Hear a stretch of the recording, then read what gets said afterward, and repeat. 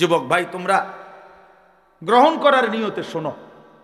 এক তো হইল বন্ধু, আমি প্রতিদিন বলি, আমি নিজেও পেরেশানি বোধ করি, জনপ্রিয়তা দিয়া তো ভাইয়া তেমন কোনো কাজ হবে না। প্রিয় ভাই আমার, আমি নিজেও এটা নিয়ে চিন্তিত। মালিকের ইচ্ছা হইছে তো মালিক শ্রোতা আল্লাহর কথা শুনতে চাচ্ছে, কিন্তু মনে করো জনপ্রিয়তার কারণে আসলে যে এই হুজুর এখন একটু জনপ্রিয়, এই হুজুরের ওয়াজ এখন কেউ শুনতে চায়, এই জন্য আইলাম, হুজুর চাইলাম, উনি মনেও কয় কিছু কথা, এই তাইলে তো বাবা লাভ হবে না। আমার জনপ্রিয়তা দিয়া তোমার কি? আমারে যদি 1 কোটি মানুষও চিনে, 10 কোটি মানুষও চিনে ভাইয়া, তো তোমার লাভ কি? তোমার ফায়দা বলো বলো প্রিয় ভাই, বুঝতে শেখো।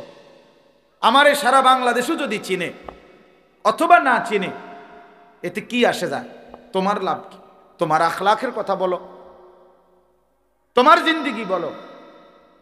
তুমি যে 365 দিনে খোদার একটা বছরে ফজরের নামাজ পড়ো না, সেটা কি আমার জনপ্রিয়তা দিয়া তোমার পাপ মোচন হয়ে যাবে?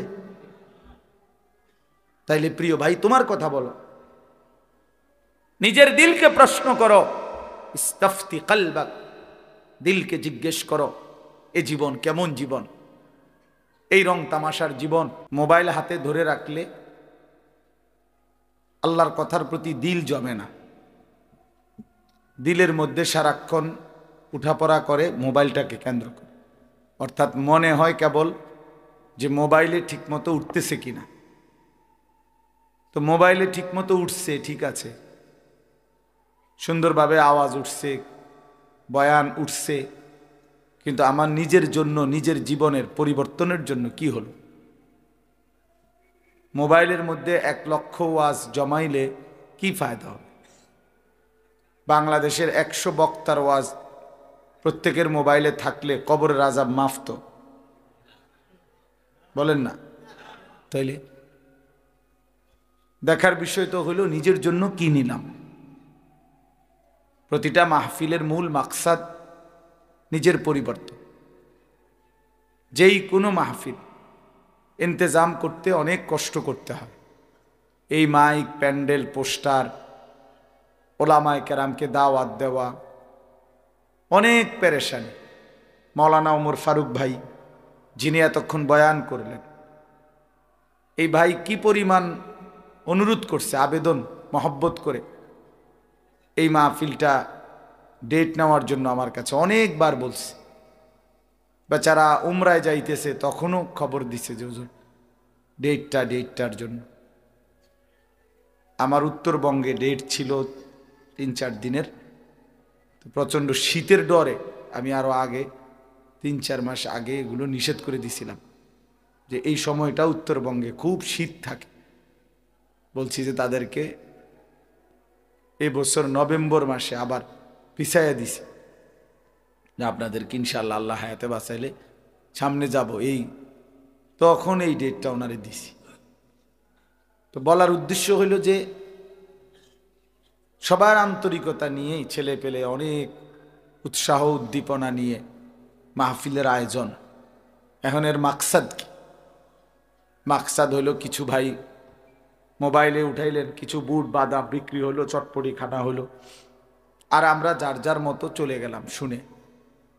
নিজের বিবেকের মধ্যে কোনো পরিবর্তন নাই, দিলের মধ্যে একটু নড়াচড়া নাই, সামান্য কোনো অনুভূতি জাগে নাই, তো কি লাভ হলো ভাইয়া? আয়োজনটার সার্থকতা কি?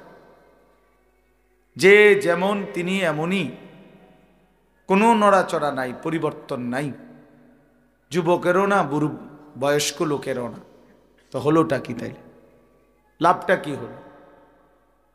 এই জন্য বাপ, জরুরি বিষয় এটা বুঝা যে আল্লাহর কথা, কোরআনের কথা আমাদের জীবন পরিবর্তনের জন্য। এই জন্য মোবাইলটা ধরে রাখলে মনোযোগ হয় না, বারবার এটার দিকে নজর যায়। এই কারণে আমি শক্তভাবে বললাম, বরং তোমরা ছেলেরা যারা দাঁড়ায় আছো, দেখো যে কষ্ট করে বসার কিন্তু জায়গা আছে, যে যেটুকুই শুনো ভাই, বসে শোনো। মনে করো তুমি 10 মিনিটেই শুনলে, আমার কোনো আপত্তি নেই, তো 10 মিনিট বসে শোনো, ওই পিছনে জায়গা আছে, এখানে দাঁড়ায় না থেকে পিছনে যাও, বসে শুনলে আল্লাহর কথা আদব হয়। জুতা পায়ে আল্লাহর কথা শোনা আদব পরিপন্থী। হ্যাঁ, এটা কোরআনুল কারীমের মধ্যে আল্লাহ তাআলা মুসা আলাইহিস সালামকে বলছে।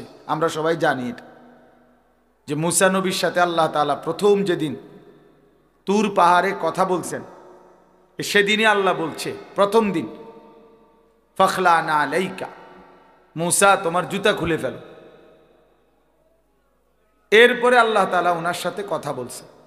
তার মানে আল্লাহর কথা শুনবার আদব জুতা খোলা, বসে পড়া। হযরত জিবরাইল আলাইহিস সালাম, আপনারা আমার দিকে তাকান, ছেলেরা এমনিই শুনবে ইনশাআল্লাহ। তো জিবরাইল আলাইহিস সালাম, হাদিসের মধ্যে আছে, যতবার তিনি নবী সাল্লাল্লাহু আলাইহি সাল্লাম এর কাছে মানুষের আকৃতিতে আসছেন, জিবরাইল নবীজির কাছে দুইভাবে আসতেন। কখনো অদৃশ্যভাবে আসতেন, যেটা নবীজি টের পাইতেন, সাহাবীরা দেখতো না, বুঝতো, নবীজির চেহারা দেখে বুঝতো জিবরাইল আসছে। নবী সাল্লাল্লাহু আলাইহি সাল্লামের হালাত, চেহারার রং বদলাই যেত, রক্তিম লাল হয়ে যাইত, পবিত্র চেহারা থেকে ঘাম ঝরত, এবং নবীজি সাল্লাল্লাহু আলাইহি সাল্লামের নাকের কাছে, মুখের কাছে মৌমাছির গুনগুনে আওয়াজ শোনা যাইত। সাহাবীরা বুঝতেন জিবরাইল আসছে, কোরআন নাজিল করছে। তো এটা ছিল একটা। আর কখনো কখনো জিবরাইল আলাইহিস সালাম সরাসরি মানুষের আকৃতি ধরে নবীজির কাছে আসতেন। এই মানুষের আকৃতি ধরে যখন আসতেন, তখন তিনি নবীজির সাথে যে কথা বলতেন, বসে কথা বলতেন আদবের সাথে। নবীজি সাল্লাল্লাহু আলাইহি সাল্লামের সামনে একবারে নামাজের হালাতের মতো বসতেন। নবী সাল্লাল্লাহু আলাইহি সাল্লামের দুই হাঁটু মোবারকের সাথে হাঁটু মুখোমুখি করে জিবরাইল বসতেন, বুক বরাবর, হাঁটু বরাবর, চোখ বরাবর। মনে করেন আমার এই দুই হাঁটু বরাবর যদি ওইদিকে কেউ বসে আমার মুখোমুখি, তাহলে হাঁটু যেমন বরাবর, তো বুকও তো বরাবর, চোখও তো বরাবর, ঠিক না? এতে তাওয়াজ্জু বেশি হয়, এতে ফায়দা বেশি হয়, উপকার বেশি হয়, চোখের সাংঘাতিক পাওয়ার, নজরের বরকত হয়। এই কারণে এই দুইটা কথা মিলাইয়া বললাম। একটা হলো আল্লাহর কথা শুনতে বসতে হয়, জুতা খুলতে হয়। এজন্য দাঁড়াইয়া আল্লাহর কথা শোনা আদব না। হ্যাঁ, একান্ত নিরুপায়, জায়গা কোনোভাবেই আর নাই, অথবা জায়গাটাই এমন যে দাঁড়ানো ছাড়া উপায় নাই, এমন কোনো পরিস্থিতি হতেই পারে। তো সেটা তো বিশেষ কারণ, তার জন্য দাঁড়ায় থাকলে অন্য বিষয়। এখন এরপরও যে ছেলেগুলো দাঁড়ায় রয়েছে, হইতে পারে এদের কারণ হলো এদের ফ্যান্ট এত সিফা যে এইটিতে বই তারে না, এটা শাস্তি স্বরূপ দাঁড়াইয়া থাকতে হয়। কারো কারো অভিশপ্ত জীবন যে ফ্যান্ট, আল্লাহর লানত এমন ফ্যান্ট যে এমন সিফা, এইটা দিয়ে আর বই তারে না, মানে তার বিচার দুনিয়াতেই চলতেছে। বুঝছেন না কথা? দুনিয়াতেই বিচার চলতেছে। কারণ হাসরের ময়দানেই আল্লাহ তাআলা বলছে মানুষগুলো দাঁড়িয়ে থাকবে পেরেশানির মধ্যে। এই জন্য এই সিফা প্যান্টের কারণে অনেক, আমি দেখছি অনেক ছেলে পেলে তাই না এটারে কোনো রকমে ঠ্যাং সরাইয়া কোনো রকমে বসে, মানে বেচারারে বসতে কইলে নিচে বইতে পারে না, পেশাব করতে পারে না, শরীর কুদ্দুর নাড়াইতে চারাইতে, এত চিপা টাইট প্যান্ট। তাহলে এইটা কেমন লানত তার উপরে যে কুদ্দুর বইতারও না, পেশাব করতারও না বৈশা, এত বড় অভিশপ্ত, এটা কি প্যান্ট কিনলাম? ইতিহাস গবেষকদের কথা হইল আফ্রিকার যারা গোলাম ছিল, কৃতদাস আফ্রিকান, তাদেরকে এই সিবা প্যান্ট ফিন্দাইত। হ্যাঁ সত্যি। কেন? যাতে করে কাজে ফাঁকি না দেয়, গোলামের কৃতদাসের কাজে যেন ফাঁকি না দেয়। এই জন্য দাঁড়াইয়েই পেশাব করতো, বসার সুযোগ ছিল না, এত টাইট চিপা প্যান্ট বসতে দিত না, বসার সুযোগ কম। এই জন্য এই একদম স্কিন যেগুলো শরীরের সাথে লাগা, এদের উপরে এই বড় অভিশাপ এটা। এরা সচরাচর আরামসে বসতে পারে না, বসতে পারে না। হ্যাঁ, বসলে ওই চেয়ারে, তাও খুব কষ্ট হয়, এটা এত টাইট। নিজের কষ্ট নিজে অনুভব করে, এরপরেও এটা বদলায় না, কারণ ফ্যাশন যে। আমার শায়েখ আল্লামা মুফতি মুশতাকুন নবী সাহেব হুজুর বলে, রসিক বাতেও মরে, রসিক শীতেও মরে। বুঝলেন না ভাই? রসিক বাতেও মরে, শীতেও মরে। খানার কথা বলছে আর কইছে, কয় না খাইয়া আইছে। শীত লাগেনি কইছে, আর কয় না কোনো সমস্যা, কিসের শীত। এখন আর ওইরকম ভারী কম্বলও দিছে না, ভাতও দিছে না, তো এখন পেটের বুকেও মরে, শীতেও মরে। তো এটার বলে আর এই যে রসিক বাতেও মরে, রসিক শীতেও মরে, দোনো দিক দিয়ে মরে। তো এই জন্য এই রসিক কষ্টে মরে সিবা প্যান্ট পরে, একেবারেই অনর্থক। তোমরা যারা ছেলেরা ভাইবা দেখো, ফ্যাশনের জন্য তো সামান্য বিবেক খাটাইতে হয়, যে আমি কি ধরনের ফ্যাশন, এটার ভিতরে তো একটা বিবেক থাকা চাই।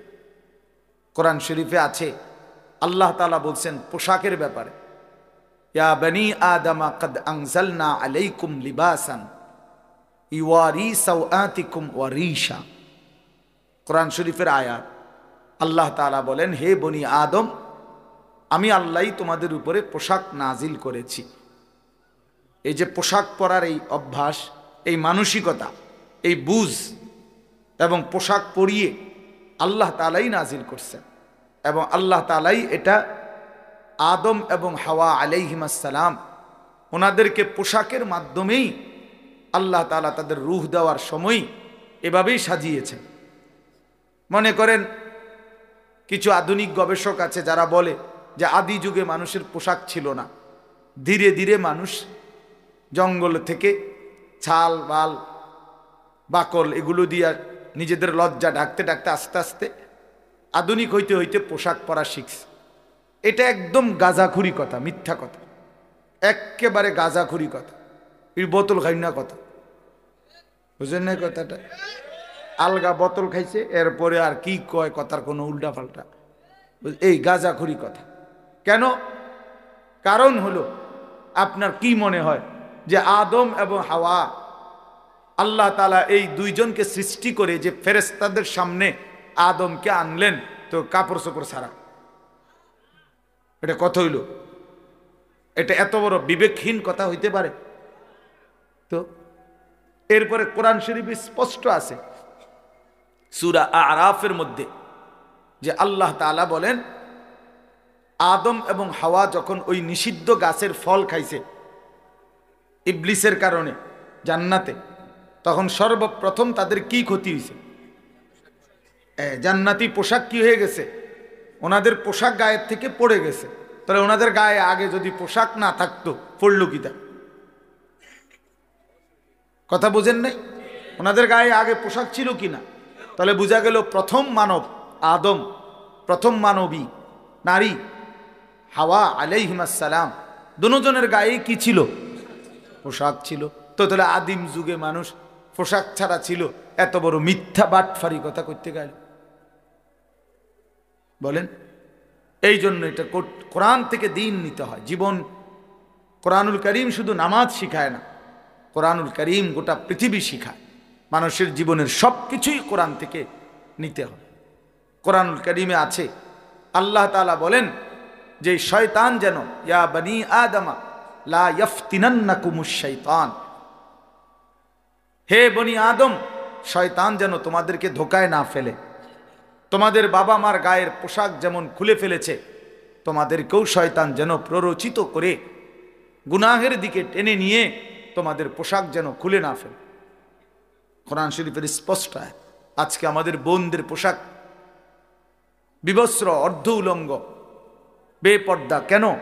তাকে, নারীকে, ওই বোনকে, ওই মেয়েকে, ওই স্ত্রীকে, ওই মহিলাকে শয়তান নিজের পক্ষে নিয়ে আনিছে। এই জন্য তার পোশাক, তার শরীর কাপড় বিবস্ত্র করে দিয়েছে, অথবা অর্ধ উলঙ্গ বানায় দিছে, অথবা বেপরদিগি বানায় দিছে।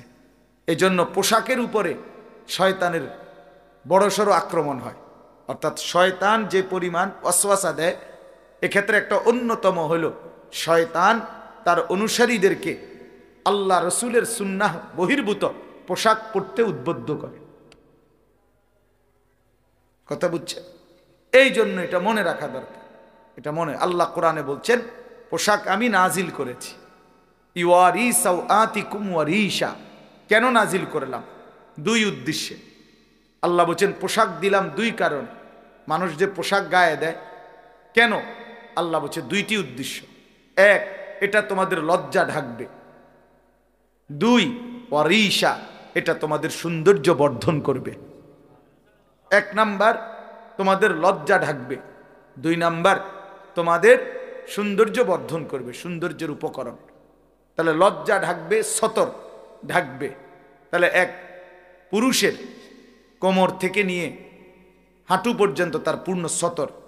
এটা যদি শরীরের এই অঙ্গ, রান, পিছনের অংশ যদি কাপড় পরার পরে, প্যান্ট পরার পরে বুঝাই যায়, তো সতর ঢাকলো কই?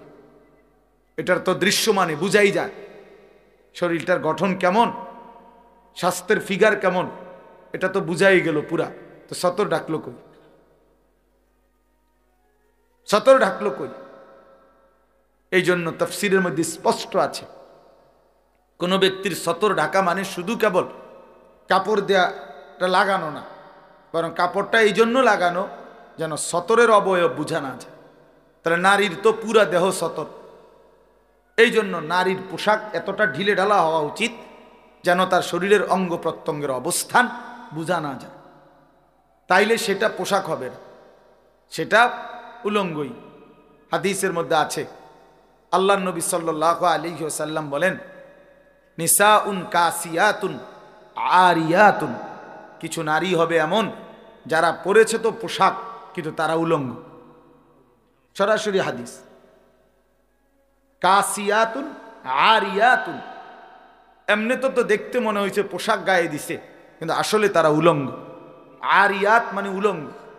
মা ইলাতুন মুমিলাতুন, যারা নিজেকে পর পুরুষকে নিজের দিকে আকর্ষণ করে, পর পুরুষও তাদের দিকে আকর্ষিত হয়। লা ইয়াজিদনা রিহাল জান্নাহ, আল্লাহ নবী সাল্লাল্লাহু আলাইহি সাল্লাম বলেন তারা জান্নাতের ঘ্রাণও পাবে না, জান্নাতের ঘ্রাণও পাবে না। যদিও জান্নাতের ঘ্রাণ 500 বছরের রাস্তা থেকেই নাকে লাগে, কিন্তু এর পরেও এই নাফরমান নারী 500 বছরের রাস্তার দূরে থাকলেও জান্নাতের ঘ্রাণও পাবে। এই মানে পোশাক পরেও যে উলঙ্গ। বেপর্দা নারী পোশাক তো পরে কিন্তু উলঙ্গ। উলঙ্গ জামা তো গায়ে দিছে, রঙ্গিলা বোরকা তো একটা পড়ছে, কিন্তু এতটা টাইট যে তার অঙ্গ প্রত্যঙ্গ বোঝা যায়। তো পর পুরুষ তো আকর্ষণ হয়, কিন্তু তার জাহান্নাম নির্ধারণ হয়, নিজের আখেরাত বরবাদ হয়। আখেরাত বরবাদ, যুবকের চরিত্র নষ্ট হয়, আর এই নাফরমান নারীর আখেরাত বরবাদ। এই জন্য বন্ধু, কথার প্রসঙ্গ দেখে এটা বললাম আর কি, যে আল্লাহ তাআলা বলছে পোশাক আল্লাহ দিয়েছেন। এই জন্য কোনো কাফের বেঈমান থেকে পোশাকের ডিজাইন নিতে নাই। আমরা যারা মুসলমান, মুসলমান বেঈমানের পোশাক পরবে কেন? পোশাক মামুলি কিছু না, এটা মামুলি বিষয় না যে পোশাক একটা ফিনলেই হলো হুজুর এগুলো নিয়েও এত মাথা কামান কেন? না না, এটা তো গুরুত্বপূর্ণ বিষয়। কোরআন শরীফে আল্লাহ বলছেন ওয়ালিবাসুত তাকওয়া যালিকা খাইর। এরপরে আল্লাহ বলেন মুত্তাকির পোশাক, তাকওয়ার পোশাক, এটাই হচ্ছে সর্বোত্তম। এ কথার দুই অর্থ। এক অর্থ হইল যে তার জীবনকে তাকওয়ার মাধ্যমে সাজাবে, গুনাহ মুক্ত হয়ে আল্লাহর হুকুমের মাধ্যমে জীবনটা সাজাবে, সে যেন নিজেকে তাকওয়ার পোশাক দিয়ে সাজালো, এটাই সর্বোত্তম। আরেকটা হলো যুগে যুগে যারা মুত্তাকি, আল্লাহওয়ালা, দিনদার, ফরহেজগার, তাদের পোশাক যেটা, সেটা সর্বোত্তম। সর্বোত্তম। তাইলে এখন এই সিবা ফ্যান্ট এটা মুত্তাকিদের পোশাক? বলো ভাই, আল্লাহওয়ালাদের পোশাক? ওমর ফারুক ভাই বলছে, আমি শুনতেছি যে আমি শক্ত কথা কই, আজকে আর শক্ত কিছু কইতাম না, নিয়ত করছি, যা ভালো হয়ে গেলাম। আমি ভালো হয়ে গেলাম, জান তোমরা যখন ভালো হও না আর কি করা কোন। এই জন্য আর নরম করে, এই জন্য এই দেখেন না এতক্ষণ কত নরমে কইলাম, আর কেমনি নরমে কইতো। তার মানে বুঝাইতে চাইলাম ভাইয়া, আমরা এটা বুঝাইতে চাইলাম যে আল্লাহ তাআলা বলছেন পোশাক গুরুত্বপূর্ণ, পোশাক গুরুত্বপূর্ণ। পোশাক আল্লাহ বলেন আমি নাজিল করেছি। দেখে ছেলেরা তোমরাও শোনো ভাই, আল্লাহ তাআলা কোরআনে বলছে আমি কোরআন নাজিল করেছি। যেটা আল্লাহ নাজিল করে সেটা দামি, যেমন কোরআন। আল্লাহ বলেন আমি বৃষ্টি নাজিল করেছি, ওয়া আনজালনা মিনাল মুসিরাতি মাআন সাজ্জাজা। আল্লাহ বলেন আমি মেঘমালা থেকে আমি আল্লাহ তাআলা অঝরে বৃষ্টি নামাই, নাজিল করি। লিনুখরিজা বিহি হাব্বান ওয়া নাবাতা, আর এরপরে আমি জমিন থেকে শস্য, বীজ, উদ্ভিদ, চারা এগুলো উৎপন্ন করি। ওয়া জান্নাতিন আলফাফা, ঘন বাগান ফলের, ফসলের, ফুলের আমি আল্লাহ তাআলা এই জমিনের মধ্যে থেকে বের করে আনি। তো আমি আসমান থেকে বৃষ্টি নাজিল করি। আনজালনা ওয়া আনজালাল ফুরকান, আল্লাহ বলেন তিনি আল্লাহ কোরআন নাজিল করেছেন। ফুরকান মানে কোরআন। ঠিক এরকম ভাবে আল্লাহ তাআলা বলেন যে লোহা, আল্লাহ তাআলা বলছেন লোহা আল্লাহ তাআলা নাজিল করেন। ওয়া আনজালনাল হাদিদ ফীহি বাসুন শাদীদ, আল্লাহ তাআলা বলেন আমি লোহা নাজিল করি। কে নাজিল করে?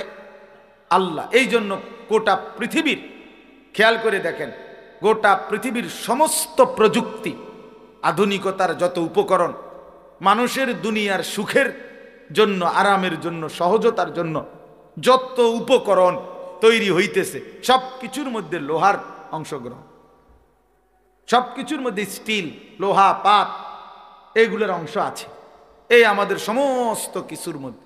তাহলে এটা ভীষণ একটা উপকারী জিনিস, ভীষণ উপকারী জিনিস। এই পৃথিবীর আধুনিকতার সব কিছু তৈরি হইতেছে, তার মধ্যে একটা মৌলিক অন্যতম উপাদান লোহা। লোহা, এই লাখ হাজার হাজার বিল্ডিং, তো এগুলো সব লোহা না হইলে, এই স্টিল না হইলে কেমনে হইব? এই রড না হইলে কেমনে হবে? আল্লাহ তাআলা বলেন বাসুন শাদীদ, এর মধ্যে ভীষণ শক্তি আছে লোহার মধ্যে, লোহার মধ্যে। তো যেটা আল্লাহ নাজিল করে সেটা দামি হয়, গুরুত্বপূর্ণ হয়। তাহলে আল্লাহ বলেন কোরআন আমি নাজিল করেছি, এটা গুরুত্বপূর্ণ। বৃষ্টি আমি নাজিল করি, এটা গুরুত্বপূর্ণ। লোহা আমি আল্লাহ নাজিল করেছি, এটা অত্যন্ত গুরুত্বপূর্ণ। ঠিক আল্লাহই বলছেন কাদ আনজালনা আলাইকুম লিবাসান, আমি পোশাক নাজিল করেছি, অতএব এটা গুরুত্বপূর্ণ। এটা জানতেন একটা কিছু ফিনলেই হইল না। যেই কোনো কারো বেঈমান কাফের মুশরিকদের দেখে দেখে ভাইয়া একটা কিছু পড়লেই হলো না। মুসলমান এত ফালতু হয় না, মুসলমান এত অল্পতে হেরে যায় না। যেই কোনো কাফের বেঈমান, ইয়াহুদি, খ্রিস্টান, হিন্দু, বৌদ্ধ, নাস্তিক, মুরতাদে যেটাই আমারে দেখাই দিল আমি এটাই পড়লাম, এটাই পড়লাম। মহিলাদের নেশাই এটা। বাজারে মার্কেটে গিয়ে নতুন কি আসছে, নতুন ডিজাইন কি, নতুন মডেলের কাপড় কি, আহা কার থেকে মডেল নিল, কার থেকে মডেল নিল। এই বেঈমান কাফের মুশরিকরা যত ডিজাইন আমাদের মা বোনদের জন্য কাপড়ের নামে দিচ্ছে, সবটার মধ্যে মূল উপাদান হলো বেপরদিগি। এটাকে সামনে রাইখা নারীকে যত বেশি লোভনীয়, আকর্ষণীয় করে পর পুরুষের সামনে তুলে ধরা যায়, এটা হলো তাদের মেন আগে প্রথম টার্গেট। এরপরে পোশাকের ডিজাইন, সাইজ ইত্যাদি সাজায়, ঠিক না? তাইলে অসভ্যতা হলো মূল। কিন্তু আল্লাহ তাআলা তো অসভ্যতার জন্য পোশাক দেন না। আল্লাহ তো প্রথমেই বলে নিছেন ইউয়ারি সাওআতিকুম, কেন তোমাদের পোশাক নাজিল করলাম? তোমাদের লজ্জা ঢাকবে। একমাত্র মানুষ, এই পৃথিবীর সব প্রাণীর দিকে তাকায় দেখেন, গরু, ছাগল, কুকুর, বিড়াল, এরা এদের লজ্জাস্থান নিজ দেহের কোনো অংশ দিয়া ঢাকে। আল্লাহ কুদরতিভাবে এভাবে রাখছে, লেজ দিয়ে, দুই পায়ের অবস্থান দিয়ে তারা তাদের লজ্জাস্থান ঢাকতে পারে। কিন্তু একমাত্র মানুষ, পুরুষ কিংবা নারী, কেহই পোশাক ছাড়া তার লজ্জাস্থান ঢাকতে পারবে। সিস্টেম আছে কোনো? না। শরীরের অঙ্গ দিয়ে লজ্জাস্থান ঢাকার কোনো সিস্টেম তার সিস্টেমে নাই। তাকে লজ্জা ঢাকতেই হবে পোশাক দিয়ে, পোশাক দিয়ে। এই জন্য আল্লাহ বলছেন পোশাক আমি নাজিল করেছি ইউয়ারি সাওআতিকুম, এটা তোমাদের লজ্জা ঢাকবে। এই জন্য ওয়ারিশা, এবং সৌন্দর্যও হবে, পোশাকের সৌন্দর্য হবে। এই জন্য আমি অনুরোধ করছি ছেলেরা, প্রিয় ভাই, নিজের পোশাকের প্রতি যত্নবান হোক। একটা পোশাক একটা মানুষের ধর্মের পরিচয় বহন করে, পোশাক মানুষের বংশের পরিচয় বহন করে, পোশাক মানুষের ব্যক্তিত্বের পরিচয় বহন করে, পোশাক মানুষের রুচির পরিচয় বহন করে। বাহ্যিক এই পোশাক মানুষের ভিতরের চিন্তাধারার প্রকাশ করে। আরবিতে বলে আয-যাহিরু উনওয়ানুল বাতিন, মানুষের ভিতরের ঠিকানা প্রতি। মানুষের বাহির দেখেও ভিতর আন্দাজ করা যায়, ভেতর আন্দাজ করা যায়। যেমন একদম সহজ উদাহরণ, কোনো মানুষের দিকে, চেহারার দিকে তাকাইয়েই মানুষ বলে কি ভাই মনটা খারাপ, অথচ মনটা যেটা কইতেছে মনটা খারাপ, দিল অন্তর এটা তো ভিতরে, কিন্তু তার চেহারার মধ্যে সেটা প্রকাশ পাচ্ছে। অথবা কি ভাই খুব ফুর্তিতে আছেন মনে হয়, খুব খুশিতে আছেন, এই যে তাহলে দিলের খুশি চেহারার মধ্যে কি পায়? প্রকাশ পায়। দিলের অসন্তুষ্টি, পেরেশানি চেহারার মধ্যে কি পায়? প্রকাশ পায়। মানুষ দেখেই মনে করে কি ভাই খুব চিন্তিত মনে হচ্ছে। তাহলে বোঝা গেল মানুষের বাহ্যিক চেহারা মানুষের ভিতরের অন্তরের প্রতিচ্ছবি। ঠিক তেমনি ভাবে তুমি যুবক, তোমার চেহারা, তোমার চুল, তোমার লেবাস, তোমার পোশাক, এটা তোমার ভিতরের ঈমানের প্রতিচ্ছবি। তোমার দিলে ঈমান আছে কিনা, তুমি আল্লাহ চিনো কিনা, আখিরাত চিনো কিনা, তোমার মৃত্যুর কথা মনে আছে কিনা, তোমার পরকাল নিয়ে কোনো ভাবনা আছে কিনা, এটার প্রমাণ তোমার এই বাহ্যিক চেহারা, বাহ্যিক এই পোশাক। অসংখ্য ছেলে পেলে তোমরা এটা বুঝতে চাও না, সারাক্ষণ তাকাইয়া থাকো কোনো বেঈমানের মতো, কোনো বেঈমানের ডিজাইন তোমার খুব দ্রুত লুফে নাও, গ্রহণ করে নাও, অথচ ইমানদারের পোশাক তোমার পছন্দ হয়। তুমি দেখো তো ভাইয়া, ওলামায়ে কেরামকে পৃথিবীবাসী কি পরিমাণ ইজ্জত করে, তাহলে তাদের পোশাক কত সম্মানী। তুমি দেখো তো আউলিয়াদেরকে মানুষ কি পরিমাণ ইজ্জত করে, তো তাদের পোশাক চলাফেরা এটাও তো সম্মানী। কোরআন শরীফে আছে, এবার বুঝাই। কোরআন শরীফে স্পষ্ট আছে, আল্লাহ নবী সাল্লাল্লাহু আলাইহি সাল্লাম কম্বল গায়ে দিয়ে শুইছেন কম্বল গাও দিয়া। নবী সাল্লাল্লাহু আলাইহি সাল্লামকে আল্লাহ তাআলা এই কম্বল গায়ে অবস্থায় আল্লাহ তাআলা ডাক দিছে, বন্ধু আপনাকে আমার এখন কথা বলবো, আমি ডাক দেব, তা আপনার গায়ে যে কম্বল, এখন আপনারে কি কম্বল বাদ দিয়া শুধু ডাক দিমু?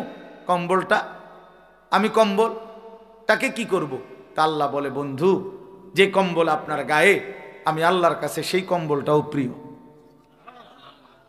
এজন্য বন্ধু শুধু আপনাকে ডাকবো কেন, কম্বলটাকে সহই ডাক দেই, ইয়া আইয়ুহাল মুজাম্মিল, হে কম্বল পরা বন্ধু আমার। সরাসরি কোরআনের আয়াত। তো রাসূলুল্লাহ সাল্লাল্লাহু আলাইহি সাল্লামের গায়ের কম্বল দামি হয়ে গেছে, ইয়া আইয়ুহাল মুজাম্মিল। নবী সাল্লাল্লাহু আলাইহি সাল্লাম চাদর গায়ে দিয়েছেন, চাদর গায়ে আল্লাহ নবী সাল্লাল্লাহু আলাইহি সাল্লাম, আল্লাহ তাআলা বলছে, বন্ধু আমার যে আপনাকে এখনই ডাক দিতে মন চাচ্ছে, কিন্তু চাদরটা কি করব? বাদ দেব চাদর? না বন্ধু, আপনার গায়ের ওই চাদর এটাও আমার কাছে প্রিয়, এই জন্য আপনাকে ডাক দিতে গিয়ে চাদরকে বাদ দিলাম না। ইয়া আইয়ুহাল মুদ্দাসসির, হে চাদর পরা নবী আমার। কি বুঝা গেল বাপ? রাসূলুল্লাহ সাল্লাল্লাহু আলাইহি সাল্লামের কম্বলটাও দামি, চাদরটাও দামি, তাহলে নবীর জামাটাও দামি, নবীর লুঙ্গিটাও দামি, নবীর দাড়িও দামি, নবীর টুপিও দামি, নবীর পাগড়িও দামি, নবীর সাথে লাগা প্রতিটা পোশাকই এই পৃথিবীর সবচেয়ে সুন্দর, সবচেয়ে সুন্দর, সবচেয়ে সুন্দর। বাকি তোমরা যারা বেঈমানের মতো সাজলা গুজলা, তোমরা ভুল করলা, ব্যর্থ হইলা, ফ্যাশনের নামে, সৌন্দর্যের নামে জাহান্নামের আগুন নিজের গায়ে লাগাইলা, বরবাদ হইলা। এটা ফালতু মডেল ধরলা, ফালতু ফালতু ফালতু। হ্যাঁ, চুলের এই সমস্ত কাটিং সিটার বাটফারের কাটিং, কোন ইমানদারের কাটিং। তুমি খবর নাও বেটা, রাগ হইবার কিছু নাই বেটা। পুট্টা খোর, বাবা খোর, ডাইল খোর, ইয়াবা খোরের কাটিং এগুলো। এটা কি আব্দুল জোনায়েদ বাগদাদির কাটিং? কথা বলেন না তো, তাইলে তো এটা কিসের কাটিং ধরলা? এটা তো কোনো না কোনো বাবা খোরের কাটিং। খবর না গাও তুমি সমাজে, সমাজের যারা পুট্টাখুর, বাবাখুর, এগুলোর পোশাক দেখো, এগুলোর চুল দেখো, এটা কেমনে পছন্দ হলো? ছি ছি ছি, এত নিকৃষ্ট মানুষের ফ্যাশন পছন্দ হয় কেন? সিনেমার নায়কের কোনো চরিত্র আছে? সিনেমার নর্তকীর কোনো চরিত্র আছে? চরিত্র থাকলে সে সারা দেহ সারা পৃথিবীরে দেখায়, বুড়ারও দেখায়, জোয়ানেরও দেখায়। কোনো রুচিই তো নাই। বেড়ি, অসভ্য বেড়ি। বেড়ি বোঝে না এটা যেটা বুড়া বেড়া হইতো চাইব। এটা তো তুই কথা বলেন, আত্মসম্মান থাকলে যে এটা আমার আল্লাহ একটা সৌন্দর্য দিছে, এর লাগে এটা কি ফতে কাটে মানুষে দেখবো এটা? তাহলে বুঝা গেল রুচিহীন এরা, এরা রুচিহীন, বর্বর এরা। এই জন্য আল্লাহ তাআলা বলছেন, বাপ লিবাসুত তাকওয়া যালিকা খায়র, মুত্তাকির পোশাক উত্তম, মুত্তাকির পোশাক উত্তম। আল্লাহর নবী সাল্লাল্লাহু আলাইহি সাল্লামের এক সাহাবী হযরত বারা ইবনে আযিব রাদিয়াল্লাহু তাআলা আনহু, তিনি বর্ণনা করেন, নবীজি সাল্লাল্লাহু আলাইহি সাল্লাম একদিন একটা চাদর পরে বসছেন, চাদর গায়ে। তো উনি বলেন চাদরটার মধ্যে এরকম লাল লাল ডোরা কাটা, মানে লাল লাল সুতা ছিল আলাদা, একটু একটু সুতা লাল লাল, বাকি চাদরটা পুরা লাল না। চাদর হয়তো অন্য কালারের, কিন্তু ওই যে দেখো, ওই যে ছেলের মাফলারটার মধ্যে একটু লাল রং আছে না, এরকম কথার কথা, লাল পারওয়ালা, আমাদের রুমাল সাদা লাল মিশাই আছে না, এরকম। তো লাল ডোরা কাটা, লাল সুতার পারওয়ালা একটা চাদর গায়ে দিছে নবীজি সাল্লাল্লাহু আলাইহি সাল্লাম। মাথায় বাবরি চুলে, ওই ঠিক ওই টাইমে মাথায় বাবরি চুল খোলা, মানে হয়তো কোনো কারণে টুপি খুলছেন নবীজি। তো মাথা খোলা, বাবরি চুল, গায়ে এরকম লাল পাড়ওয়ালা চাদর। হযরত বারা ইবনে আযিব বলেন, আমি শুধু একটা নজর তাকাইলাম নবীজির দিকে। তাকায়া উনি বলেন, খোদার কসম, আমি আমার দুই নয়নে এরকম লাল চাদর পরিহিত, লাল পাড়ওয়ালা এবং বাবরি চুল বিশিষ্ট এমন সুন্দর প্রিয়জন আর কাউকে দেখিনি। মা রাআইতু মিন যী লিম্মাতিন ফি হুল্লাতিন হামরা আহসানা মিন রাসূলিল্লাহ সাল্লাল্লাহু আলাইহি ওয়াসাল্লাম। বাবরি চুলওয়ালা, লাল পাড়ওয়ালা চাদর পরিহিত রাসূলের চাইতে সুন্দর আমি বারা আমার দুই নয়নে কাউকে দেখি নাই। কি সুন্দর লাগছে! তো সাহাবী পাগল হয়ে গেছে যে কি সুন্দর লাগছে নবীর গায়ের চাদর, নবীর গায়ের চাদর। সাহাবায়ে কেরাম বর্ণনা করছেন এভাবে, বাবা রাসূলুল্লাহ সাল্লাল্লাহু আলাইহি সাল্লামের পোশাকগুলোর বর্ণনা সাহাবীরা দিয়েছেন। নবী সাল্লাল্লাহু আলাইহি সাল্লামের চাদর মোবারক কেমন ছিল, টুপি মোবারক কেমন ছিল, নবীজির গায়ের জামা কেমন ছিল, পরনের লুঙ্গি কেমন ছিল, লুঙ্গি কতটুকু উঁচু করে পরতেন, এই সব কিছু সাহাবীরা বর্ণনা করছেন। আরো একটা ঘটনা বলি, রাসূলুল্লাহ সাল্লাল্লাহু আলাইহি সাল্লামের বিখ্যাত সাহাবী হযরতে ওসমান রাদিয়াল্লাহু তাআলা আনহু, নাম শুনি না আমরা? ইসলামের তৃতীয় খলিফা, নবীজির দুই মেয়ের পরপর জামাতা। এক মেয়ে ইন্তেকাল করছে, তো নবী আরেক মেয়ে ওনারে দিছে। এত ভালোবাসতেন নবীজি। আল্লাহর নবী সাল্লাল্লাহু আলাইহি সাল্লামের ওই দ্বিতীয় মেয়েটাও মারা গেছে। নবীজি বলছেন, হায় যদি আমার আরো একটা মেয়ে থাকতো, আমি সেটা ওসমানের কাছে বিয়ে দিতাম। এত ভালোবাসতেন ওসমানকে। হযরত ওসমান রাদিয়াল্লাহু তাআলা আনহু সবচেয়ে বেশি সাহাবীদের মধ্যে হায়া, লজ্জাওয়ালা ছিলেন। ওই যে আমরা যে জুমার খুতবা পড়ি, দ্বিতীয় খুতবার মধ্যে আমরা এটা বলি, ওয়া আশাদ্দুহুম হায়াআন উসমান, আরহামু উম্মতি বি উম্মতি আবু বকর, ওয়া আশাদ্দুহুম ফি আমরিল্লাহি উমর, হ্যাঁ, ওয়া আসদাকুহুম হায়াআন উসমান।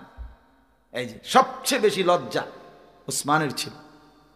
ওসমান রাদিয়াল্লাহু তাআলা, এই ওসমান রাদিয়াল্লাহু তাআলা আনহুকে হুদাইবিয়ার সন্ধির সময় নবী সাল্লাল্লাহু আলাইহি সাল্লাম ৬ষ্ঠ হিজরিতে মক্কায় আসতে চাইছিলেন উমরা করার জন্য মদিনা থেকে, প্রায় ১৪০০ সাহাবী নিয়ে। তো মক্কায় ঢুকবার আগে হুদাইবিয়া নামক একটা জায়গায় এখানে বাধাগ্রস্ত করছে। তো মক্কাবাসী আল্লাহ নবী সাল্লাল্লাহু আলাইহি সাল্লাম, অনেক লম্বা ঘটনা। তো নবী সাল্লাল্লাহু আলাইহি সাল্লাম মক্কার কুরাইশদের সাথে কথা বলার জন্য এই উসমান রাদিয়াল্লাহু তাআলা আনহুকে প্রতিনিধি হিসাবে নিজের পক্ষ থেকে পাঠাইছিলেন, যে তুমি যাও মক্কায় কুরাইশ নেতৃবৃন্দের সাথে কথা বলো, যে আমরা যুদ্ধ করতে আসি নাই, আমরা আল্লাহর ঘর তাওয়াফ করব, উমরা করব। ২-৩ ঘন্টার কাজ, উমরা করতে ৩ ঘন্টা লাগে না। ওই যে এরশাদ ভাই উমরা করে মাত্র আসছে, এই 1-2 দিন হয়েছে তাজা। আমার উমরা করে আসার পরে আজকেই প্রথম দেখা হয়েছে আমার সাথে। তো আল্লাহ কবুল করেন।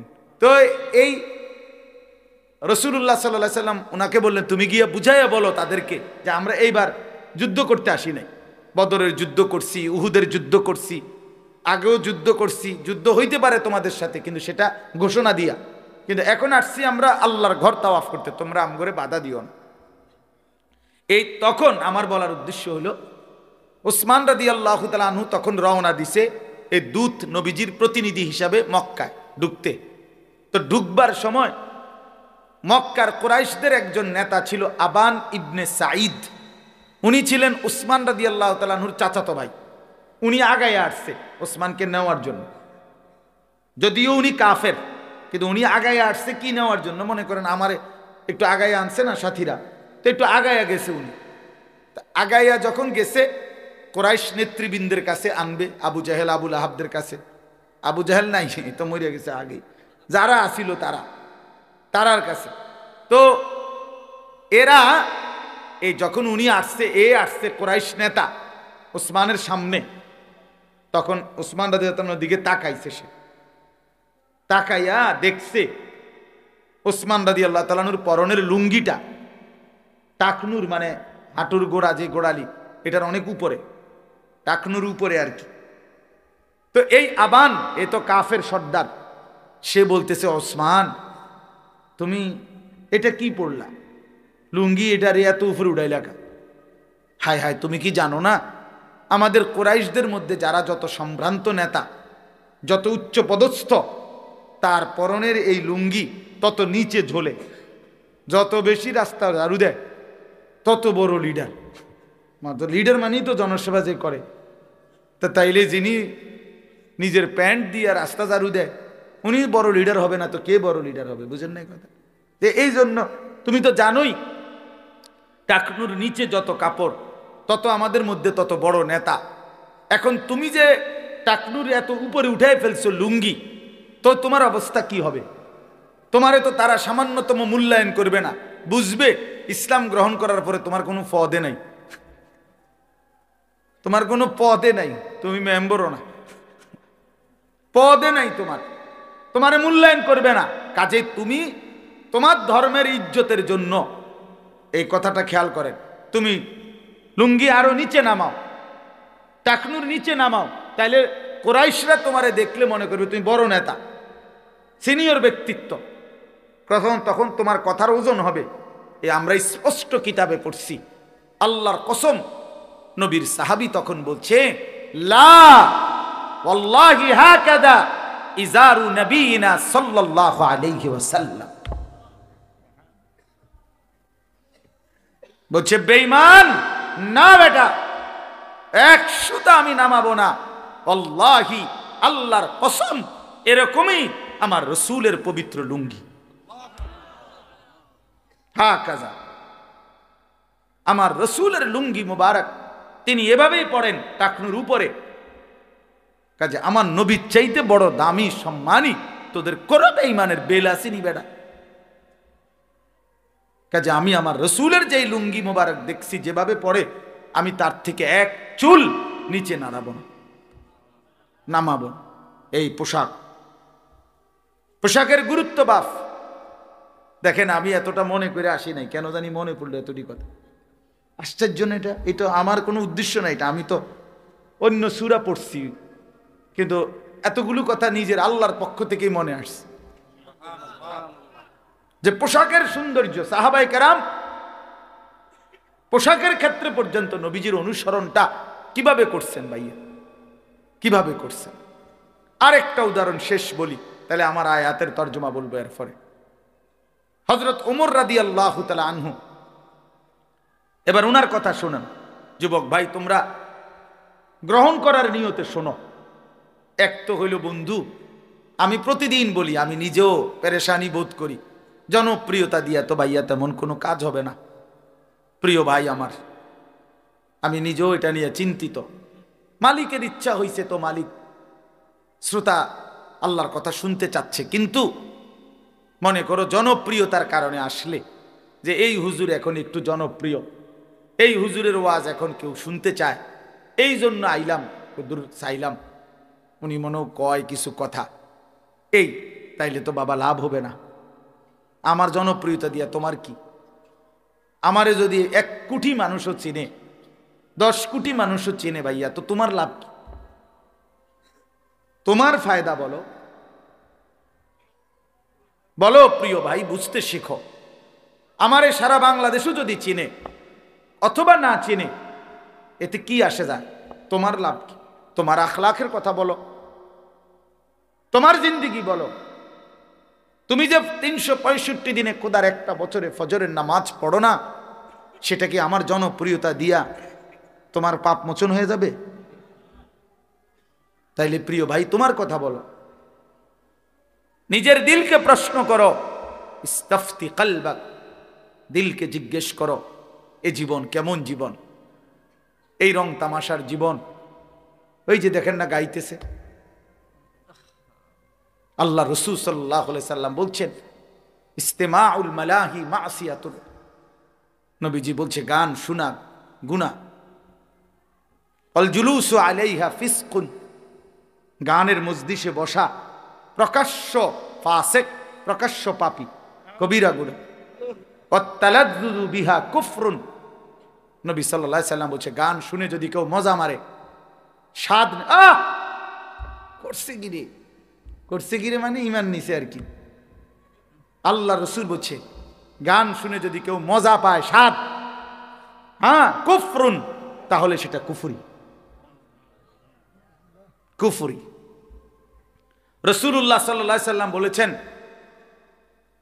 নালার পানি, স্রোতের পানি, ঝর্ণার পানি, যেখান দিয়া পুরা দমে পানি আসে, ওইখান দিয়া খুব দ্রুত ঘাস, সতেজ সজীব সবুজ ঘাস ওঠে বেশি, কারণ এতে পানিটা কি আসে, আরামসে আসে। তা আল্লাহ রাসূল সাল্লাল্লাহু আলাইহি সাল্লাম বলেন, পানির নালার মুখে যেরকম ঘাস তরু তাজা সতেজ সজীব হয় দ্রুত গতিতে, ঠিক যেখানে গান হয় সেখানে মুনাফিকি খুব দ্রুত গতিতে এরকম দ্রুত তৈরি হইতে থাকে। আল্লাহ রাসূল বলছেন, আল্লাহ নবী বলছেন, আল গিনা রুকিয়াতুজ জিনা, গান জিনা ব্যভিচারের তাবিজ, গান ব্যভিচারের তাবিজ। যেখানে গান সেখানে অল্প সময়ের পরে ব্যভিচার, নাচতে নাচতে গাইতে গাই যত ব্যভিচারী, তো সেখানে যেখানেই জিনার আড্ডা, যেখানেই ব্যভিচারের আড্ডা, তো সেখানে গান আরেকটি অনিবার্য অংশ, মদ এটার একটা অঙ্গাঙ্গী অংশ। এই 3 জিনিস কাছাকাছি, এই 3 জিনিস কাছাকাছি। গান আছে তো ব্যভিচারও আছে, গান আছে তো মদের বোতলও আছে, নেশারও আছে। কেউ যদি বলে আমার এখানে নাই তমকের, সেটা আমি ভিন্ন বিষয়, ওনারটা উনি বলবে, আমনের সাফাই আমনে গাইবেন, কিন্তু আমি আমভাবে বললাম, ব্যাপকভাবে বললাম, ব্যাপকভাবে বললাম। এই জন্য বলতে চাচ্ছি, রং তামাশার এই দুনিয়া, খেল তামাশার এই দুনিয়া, আল্লাহ রাসূল সাল্লাল্লাহু আলাইহি সাল্লাম স্পষ্ট হাদিস আছে, একেবারে আল্লাহর কসম, জুমার খুতবার বই আছে আপনার, ওইখানের খুতবার মধ্যেও আছে, আল্লাহ নবী সাল্লাল্লাহু আলাইহি সাল্লাম বলছেন, আমারানি রব্বি বিমাহকিল মাআজিফ ওয়াল মাজামির, আল্লাহ তাআলা আমাকে দুনিয়ায় পাঠিয়েছেন এই আদেশ দিয়ে যেন আমি বাদ্যযন্ত্র ধ্বংস করি, ভেঙ্গে ফেলি। বাদ্যযন্ত্র ভাঙার জন্য আল্লাহ তাআলা নবীকে পাঠিয়েছে। এটা নবীজির আগমনের একটা উদ্দেশ্য।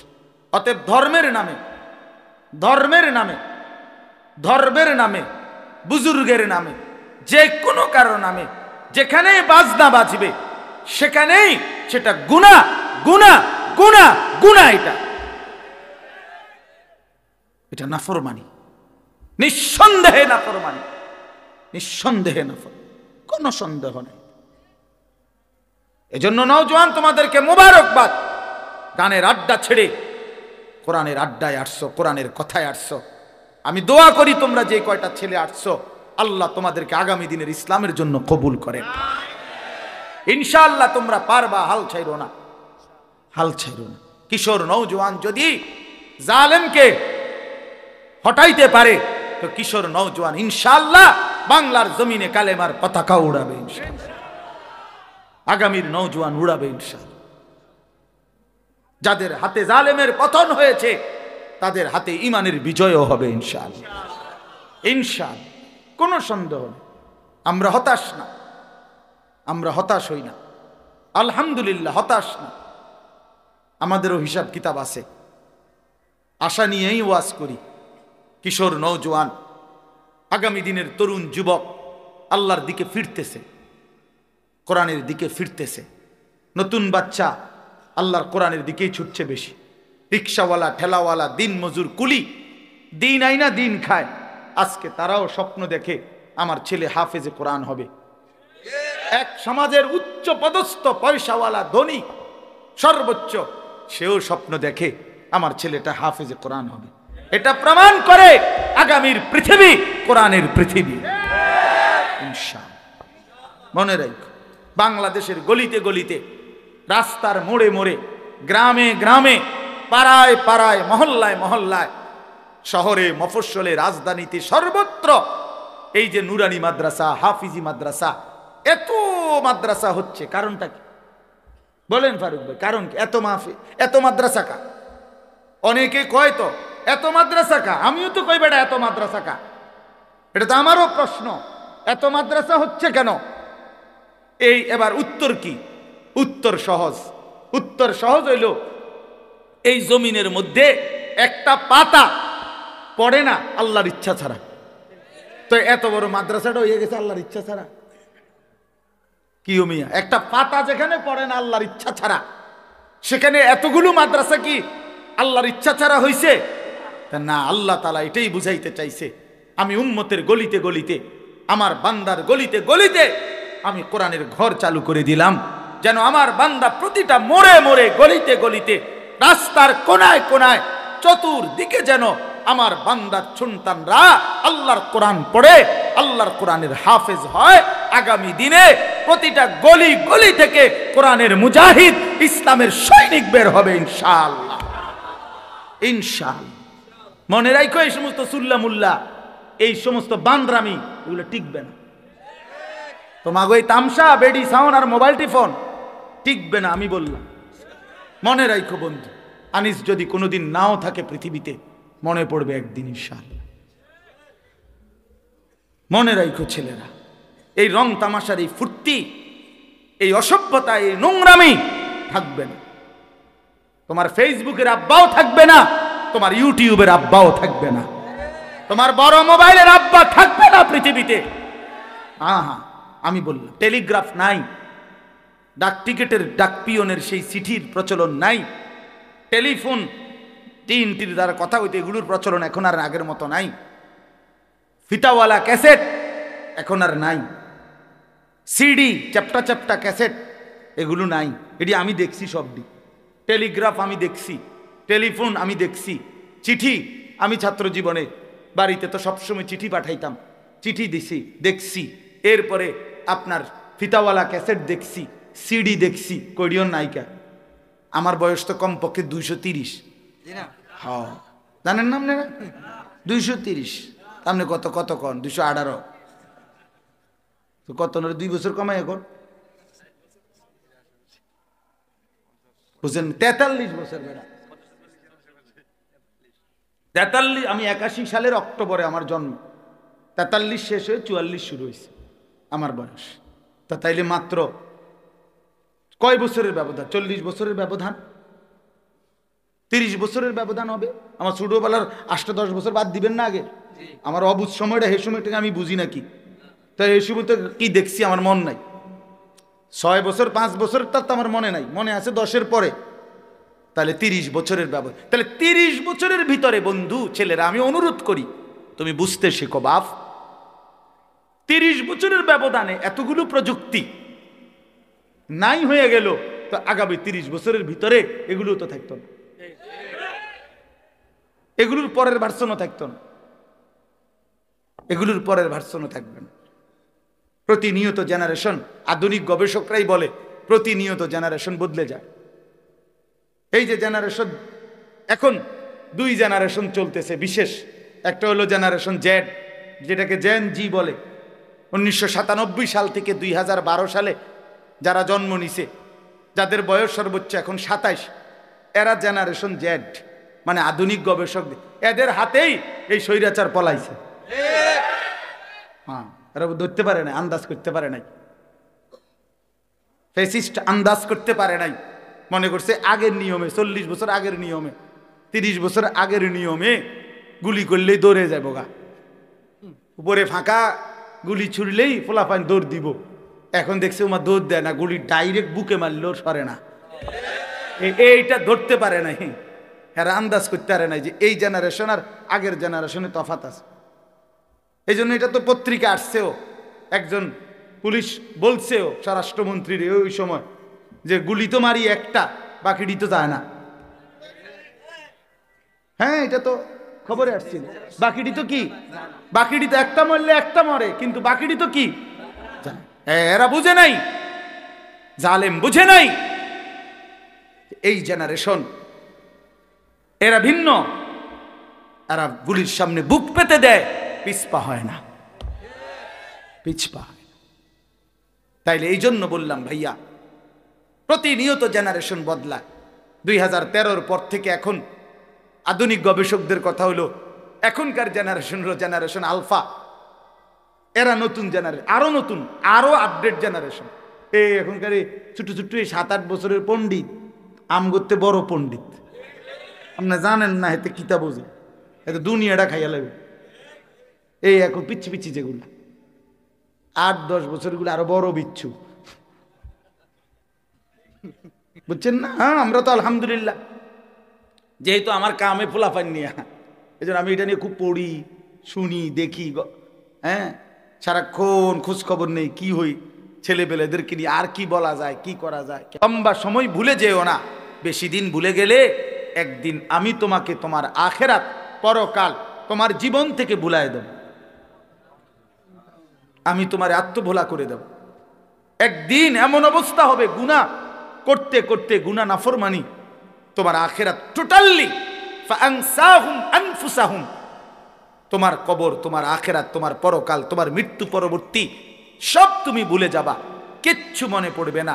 উলাইকা হুমুল ফাসিকুন, তখন তুমি পরিণত হবে ফাসিক হিসাবে, পাপী হিসাবে। তখন আর ইমানদারের চিহ্ন তোমার মধ্যে থাকবে না। একদিন তোমারে মানুষ তখন শুধুই বলবে এটা পাপী, এটা সুদখোর, এটা ঘুষখোর, এটা হারামখোর, এটা জেনাখোর, এটা ব্যভিচারী, এটা লম্পট, এটা চরিত্রহীন, এটা জুয়ারি, এটা মদখোর, এটা নেশাখোর। এটা যদি মানুষ বলেই ফেলে, সিল লাগিয়া যায়, এর চাইতে বড় জিন্দিগির পতন, এর চাইতে বড় লানত আর কি হইতে পারে বাপ?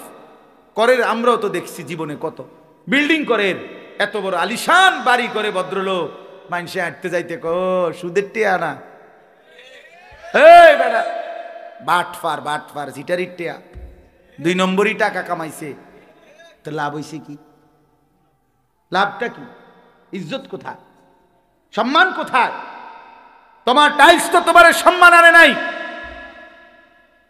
তোমার তো সুদখোর তোমার পরিচয় লাগিয়া গেছে, হারামখোর পরিচয় লাগিয়া গেছে। লোকে তো বলে তোমারে মদখোর, লোকে তো বলে তোমারে নেশাখোর, লোকে তো তোমারে দেখলে বলে দেখতে মনে হয় গাঁজাখোর। এর চাইতে বড় লানত কি ভাইয়া? একটা যুবক তুমি বলো তোমার আড়ালে যদি তোমারে কেউ বলে তোমার পরিচয়টা, ও হেতের চিনি, আরে চিনি, অসভ্য, চরিত্রহীন, লম্পট, নেশাখোর, গাঁজাখোর, ফুট্টাখোর, বাবাখোর, ডাইলখোর, ইয়াবাখোর, হারামখোর, বেডি ছাড়া, নারী ছাড়া, ছবি ছাড়া আর কিছু বোঝে না। প্রিয় ভাই আমার, বলো এরপরে তোমার জীবনের আর কি মূল্য রইল? তোমারে মানুষ তো জানোয়ারের মতো মনে করলো, তোমারে তো পরিচয় দিল পশুর মতো। তোমার ইজ্জত কোথায়? তোমার সম্মান কোথায় বন্ধু? তুমি বলো। প্রিয় ভাই আমার, ছেলেরা আমার, তোমরা যারা এক ওয়াক্ত নামাজ পড়ো না, তুমি ইনসাফের সাথে বলো লোকে তোমার ব্যাপারে কি মন্তব্য করে। তোমার সমবয়সী বন্ধুদেরকে যদি কেউ জিজ্ঞেস করে ছেলেটা কেমন, তো যে এক ওয়াক্ত নামাজ পড়ে না তার ব্যাপারে তার বন্ধু কি বলবে? যে সে জোনায়েদ বাগদাদি। তাইলে তোমার দুশ্চরিত্র ছাড়া, চরিত্রহীন ছাড়া কি বলবে? কারণ সে তো জানে তুমি উলঙ্গ ছবি দেখো, তুমি তার থেকে আড়াল করবা কেমনে? হ্যাঁ, আখেরাতে তো এক ফোঁটা আড়াল করা যাবেও না। দুনিয়াতেও মানুষ বর্তমান আধুনিকতার এই জমানায় এত বেশি খতরনাক যে মানুষের জিন্দিগির একান্ত একান্ত বিষয়টা পর্যন্ত মানুষ প্রকাশ করে দেয়, উন্মোচিত হয়ে যায়। তখন মানুষ লজ্জিত হয়, বেইজ্জতি হয়। এই জন্য দোস্ত আমার, বন্ধু আমার, প্রিয় সাথী আমার, মনে রাখতে হবে কথা। আমি আজকে লম্বা বললাম, আমি যে আয়াত পড়ছি ওইটাই বলা দরকার ছিল, এটাও বলি, শুধু তর্জমা শোনাবো। কিন্তু পোশাকের উপরে আমি আজকে এতগুলো কথা বলছি। ওই আর একটা উদাহরণ বাকি ছিল, হযরত ওমর রাদিয়াল্লাহু তাআলা আনহুর কথা মনে আছে? হযরত ওমর রাদিয়াল্লাহু তাআলা আনহু 10.5 বছর মুসলমানদের খলিফা ছিলেন। কয় বছর? অর্ধ পৃথিবীর বাদশাহ ছিলেন, মুসলমানদের খলিফা ছিলেন। এই ওমর রাদিয়াল্লাহু তাআলা আনহু মসজিদে নববীতে ইমামতি করতেন। নবীজি সাল্লাল্লাহু আলাইহি সাল্লাম যেখানে ইমামতি করতেন, নবীজির পরে আবু বকর, আবু বকরের পরে এই 10.5 বছর ইমামতি করতেন তিনি, ওমর। এক লোক আবু লুকলু নামে এক কাফের ছদ্মবেশে একদিন 10.5 বছর পরে ফজরের নামাজের সময়, ফজরের নামাজে কিছুটা অন্ধকার থাকে, এই অন্ধকারের ভিতরে চাদর দিয়া নিজেরে ঢাইকা গোপনে, লোকেরা বুঝে নাই, সাহাবীরা টের পায় নাই, সে ছদ্মবেশে এই প্রথম কাতারে ওমর রাদিয়াল্লাহু তাআলা আনহুর কাছাকাছি নামাজে এসে দাঁড়াইছে। তার কোমরে ছিল ধারালো ছুরি। এই ফজরের নামাজ ইমামতি শুরু করছে ওমর রাদিয়াল্লাহু তাআলা আনহু, প্রথম রাকাত। এই প্রথম রাকাতে যখন ইমামতি করতেছে, সূরা ফাতিহা পড়ে শুরু করবে আরেকটা কেরাত, এই সময় এই বেঈমান কোমর থেকে ছুরি বাহির কইরা হযরত ওমর রাদিয়াল্লাহু তাআলা আনহুর কোমরে 7-8টা ছুরির ঘাই দিছে, ফটাফট দামাদাম ছুরি মারছে, ওনার ঘাই দিছে, ছুরি দিয়েই দৌড় দিছে। তো হযরত ওমর রাদিয়াল্লাহু তাআলা আনহু, কিতাবে আছে স্পষ্ট, একটু পরে গিয়ে আইসা ওনার নারী বুড়িগুলো পর্যন্ত বের হয়ে গেছে। এইভাবে চাপ দিয়া ধইরা হযরত ওমর রাদিয়াল্লাহু তাআলা আনহু, একজন সাহাবী আব্দুর রহমান ইবনে আউফ, ওনাকে প্রথম কাতারের থেকে টান দিয়াই না ইমামের জায়গায় দাঁড় করাইছে। দাঁড় করাইয়া নিজে হাত দিয়া চাপ দিয়া ধইরা কাইট হইয়া যাইয়া পড়ে যাইতেছে। এই সময় আগে বলছে একটা কথা, আব্দুর রহমান, আগে ফজরের নামাজ শেষ করো, তারপরে আমারে ধইর। আল্লাহর কসম যুবক, আমরা কিতাবে পড়ছি। হ্যাঁ বন্ধু, কতদিন হয় ফজরের নামাজ পড়ো না? কতদিন? তোমরা কত ছেলের চেহারা দেখলে বোঝা যায় কালো চেহারা, তোমাদের বেনামাজির চেহারা কালোই থাকে, বিশ্বাস করো।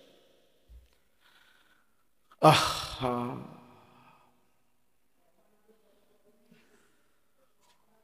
এক বছর কোনোদিন ফজরের নামাজ পড়লা না, কেমনে জিন্দিগিটা কাটাও? কেমনে বোর হয়? সকালবেলা যে ঘুম থেকে উঠো, লজ্জা হয় না? একটা বারও তো বিবেকে একদিন হলো তো আসার কথা যে কিরে ভাই, আমি তো একজন মুসলমান, আমার তো একজন আল্লাহ আছে, আমার কি কোনোদিন আমি ফজরের নামাজ পড়ব না? এত পাষাণ, এত নির্মম মুসলমানের কলিজা এত শক্ত হয় কেন? কি পরিমাণ কাঁদছে নবী আমাদের জন্য, ফজরের পর্যন্ত সারাটা রাত আমাদের জন্য কাঁদছেন। যার জন্য সারা রাত কাঁদলেন সে ফজরের নামাজে সেজদা দেয় না। তো ওমর রাদিয়াল্লাহু তাআলা আনহু বললেন, আব্দুর রহমান, আগে ফজরের নামাজ শেষ করো, তারপরে আমারে ধৈর্য। আমারে ধৈর্য না। কিতাবে আছে কাঁটা মুরগির মতো ওমর তরফাইছে রক্তে ব্যথায়, কিন্তু সাহাবীরা আগে ফজরের নামাজ পড়ছে। এরপরে ওনারে ধরাধরি করে ঘরে নিয়ে গেছে, চৌকির মধ্যে শোয়াইছে। এই আমার বলার উদ্দেশ্য যে কথাটা, ছেলেরা শোনো, আমার কাছে আরবি কিতাব আছে, আমি ওই কিতাবে নিজে পড়ছি। এই ছেলেরা ধরাধরি করে, আরে লোকেরা ওনারে যখন ঘরে নিয়ে গেছে, চৌকিতে শোয়াইছে, তখন ছোট্ট কামরা, তো লোকজন 10 জন 5 জন 4 জন করে করে দলে দলে লোক আসতেছে, দেখতেছে, কাঁদতেছে। মানুষের মধ্যে খবর হয়ে গেছে না যে আমিরুল মুমিনিন রে কি করছে, ছুরি মারছে। দলে দলে মানুষ ছুটে ছুটে আসতেছে। ওমর রাদিয়াল্লাহু তাআলা আনহুর মুখে ওষুধ দেওয়ার কিতাবে লিখছে চেষ্টা করতেছে, কিন্তু এদিক দিয়ে বের হয়ে যায় ওষুধের পানি, ওষুধ সব কিছুই দিতে পারতেছে না। ওমর রাদিয়াল্লাহু তাআলা আনহু তখন তাৎক্ষণিক যাবতীয় সিদ্ধান্ত, যেটা যেটা বলার, যেটা যা করতেছে, কারণ উনি বুঝতেছে উনি আর বাঁচবে না। এই সময় প্রিয় ভাই স্পষ্ট কিতাবে লিখছে এক যুবক এই অন্যদের সাথে সেও ভিতরে ঢুকছে ওমর রাদিয়াল্লাহু তাআলাকে দেখার জন্য, যে আহত হয়েছে, যে এখনো তো মারা যায় নাই। এই সময় ওমর রাদিয়াল্লাহু তাআলা শেষ অবস্থা, আপনার রূহ যাবে যাবে, আল্লাহর কসম কিতাবে আছে, ওই যুবক যখন ঢুকছে ওমর রাদিয়াল্লাহু তাআলা তার দিকে তাকাইছে, দেখছে যে তার পায়ের লুঙ্গিটা টাকনুর নিচে।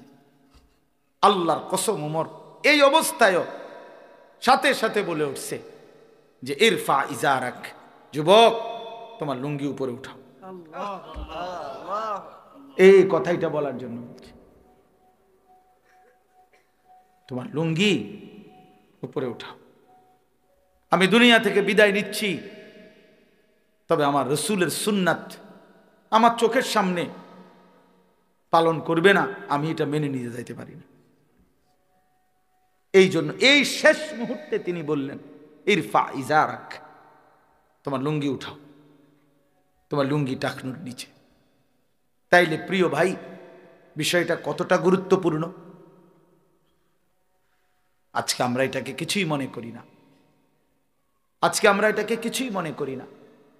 আমরা এতবার শুনছি আলেমদের মুখে যে আল্লাহর নবী সাল্লাল্লাহু আলাইহি সাল্লাম বলছেন মা আসফালা মিনাল কাবাইনি মিনাল ইজার ফাহুয়া ফিন্নার, টাকনুর নিচে যেই অংশ যাবে কাপড়ের সেটা জাহান্নাম।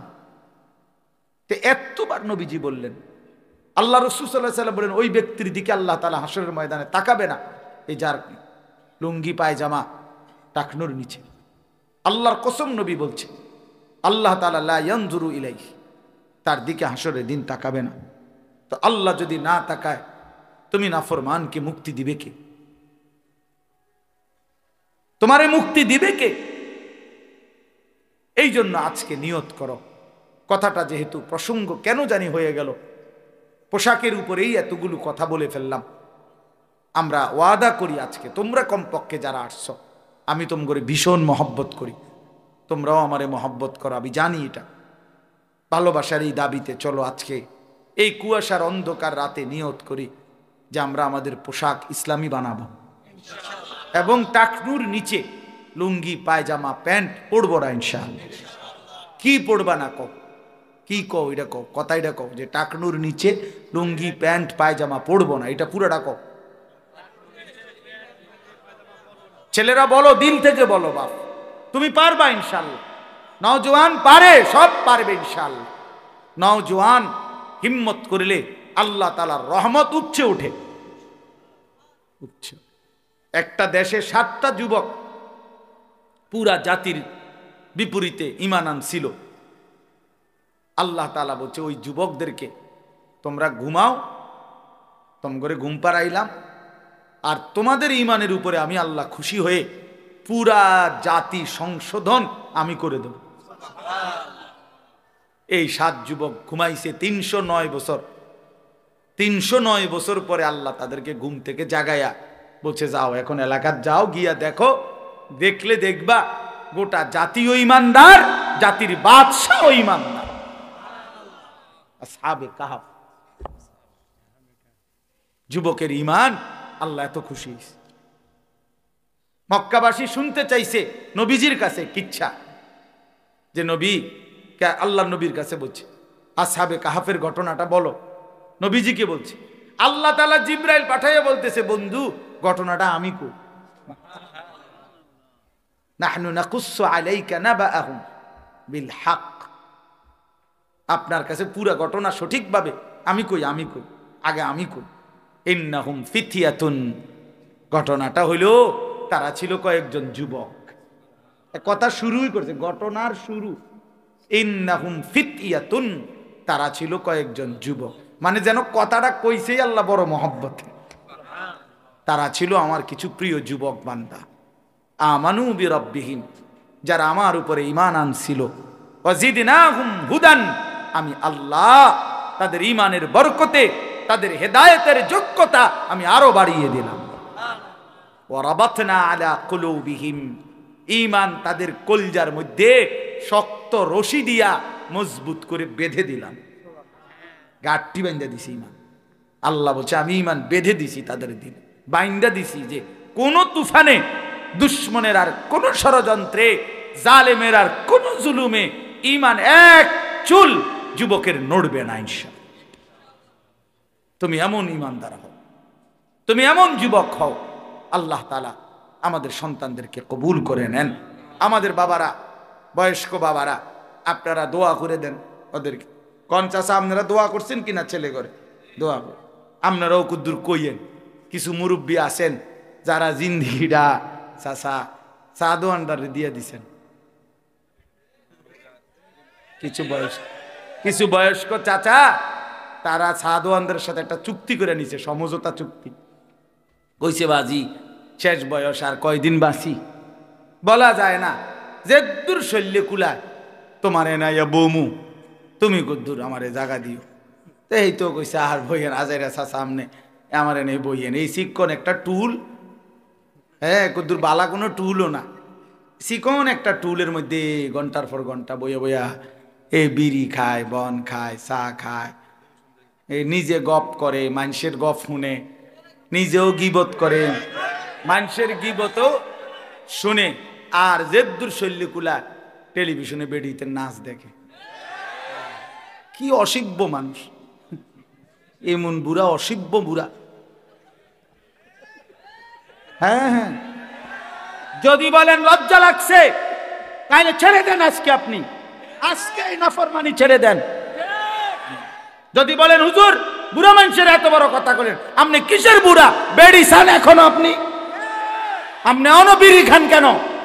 আপনি গুনাহ ছাড়বেন কোন দিন মিয়া? আপনার লজ্জা হবে কোন দিন? আপনার নাতি আপনার থেকে শিখবে কোন দিন? আপনার ছেলে আপনার থেকে শিখবে কোন দিন? আপনার আখলাক ভালো হবে কোন দিন? তাইলে আপনি অনগাইলেন, সুদের টিয়া গনেন, আপনি শরম নাই মিয়া। এই জন্য সোজা কথা, ইনসাফ করেন। 60 বছরও কি আখেরাত মনে পড়ে নাই? 60 বছরও কি গুনাহ ছাড়ার টাইম হয় নাই? 60 বছরও বিড়ি সিগারেট, 60 বছরও চা দোকান, 60 বছরও টেলিভিশন। আস্তাগফিরুল্লাহ, আস্তাগফিরুল্লাহ। গুনাহ ছাড়বে কোন দিন? তাইলে কোন দিন নাফরমানি ছাড়বে? কবর কি খামখেয়ালি? আখেরাত কি মামুর বাড়ি মিয়া? জান্নাত কি? জান্নাত আমনের ফুতে বিদেশ থেকে 10,000 দিছে, মসজিদে দিছেন, জান্নাত ক্লিয়ার। হ্যাঁ, জান্নাত আমনের মামুর বাড়ি। আপনি 10,000 দিয়ে বেহেশতে যাবেন গা? মসজিদে ফ্যান দুইয়ান দিছে, ওটা বেহেশত। আরে বাপরে, আরে বাপরে, বেহেশত কি?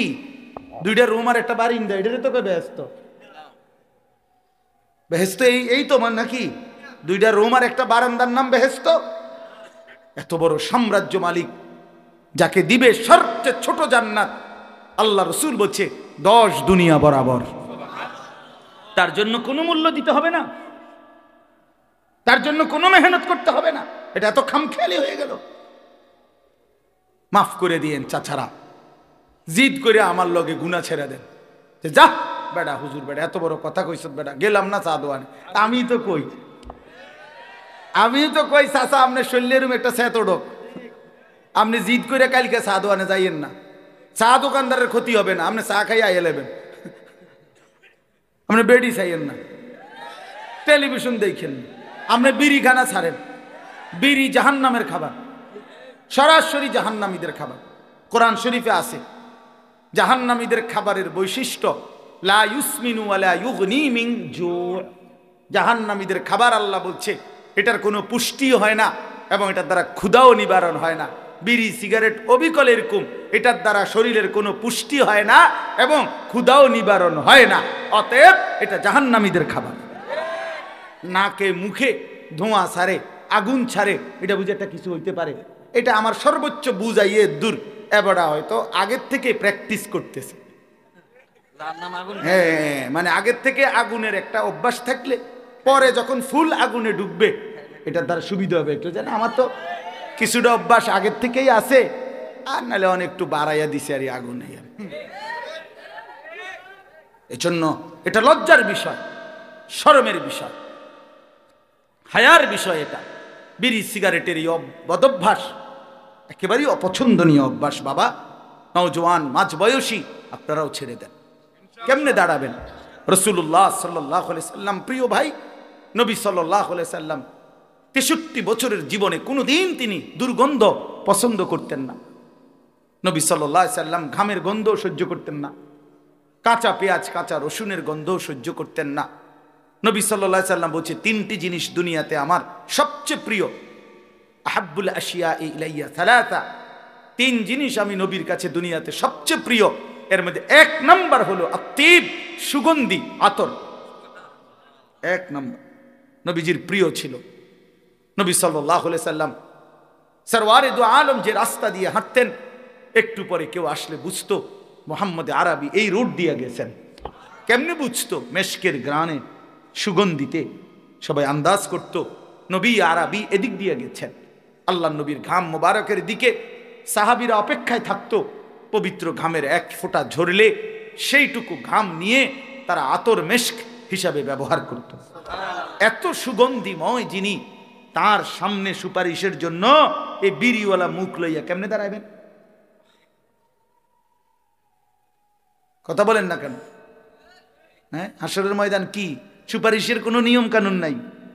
অনেকেই না নিয়ম কানুন না, অনেকেই বুঝছে আমি আমার গুনাহ আমি করতে থাকি, নবী আছে গেলেই জান্নাত। আরে বাপরে,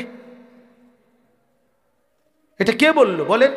আপনি কইছেন তো? কে কইলো? জিগার আপনি নাই করে আপনি জিগার না কেন? কথা বলেন। রাসূলুল্লাহ সাল্লাল্লাহু আলাইহি সাল্লাম যে সুপারিশ করবে এটার কি কোনো নিয়ম কানুন নাই? কথা বলেন না। কোনো আইন কানুন আসেনি তো? তাইলে অবশ্যই আইন কানুন আছে, অবশ্যই নিয়ম কানুন আছে। নিয়ম কানুন থাকবে না কেন? বিধিনিষেধ থাকবে না কেন? নবী বুঝি বলছে উম্মত তুমি মৃত্যু পর্যন্ত আল্লাহর নাফরমানি করতে থাকো, আমি তোমারে বেহেশত দিব, এটা নিয়ে সুপারিশ। তা আপনারা কি বুঝলেন? অনবরত মিথ্যা, অনবরত অন্যায়, এটা তো ঠিক না বাবা, এটা তো ঠিক না। আপনাদের কাছে আমি অনুরোধ করলাম, রাসূলুল্লাহ সাল্লাল্লাহু আলাইহি সাল্লাম নিয়ত তো আসিল ওমর ফারুক ভাইয়ের কারণে মানে নরম কইতাম, ফাইলামে দোনা শক্ত হয়ে গেছে, মাফ করে দিয়েন, মাফ করে দিয়েন।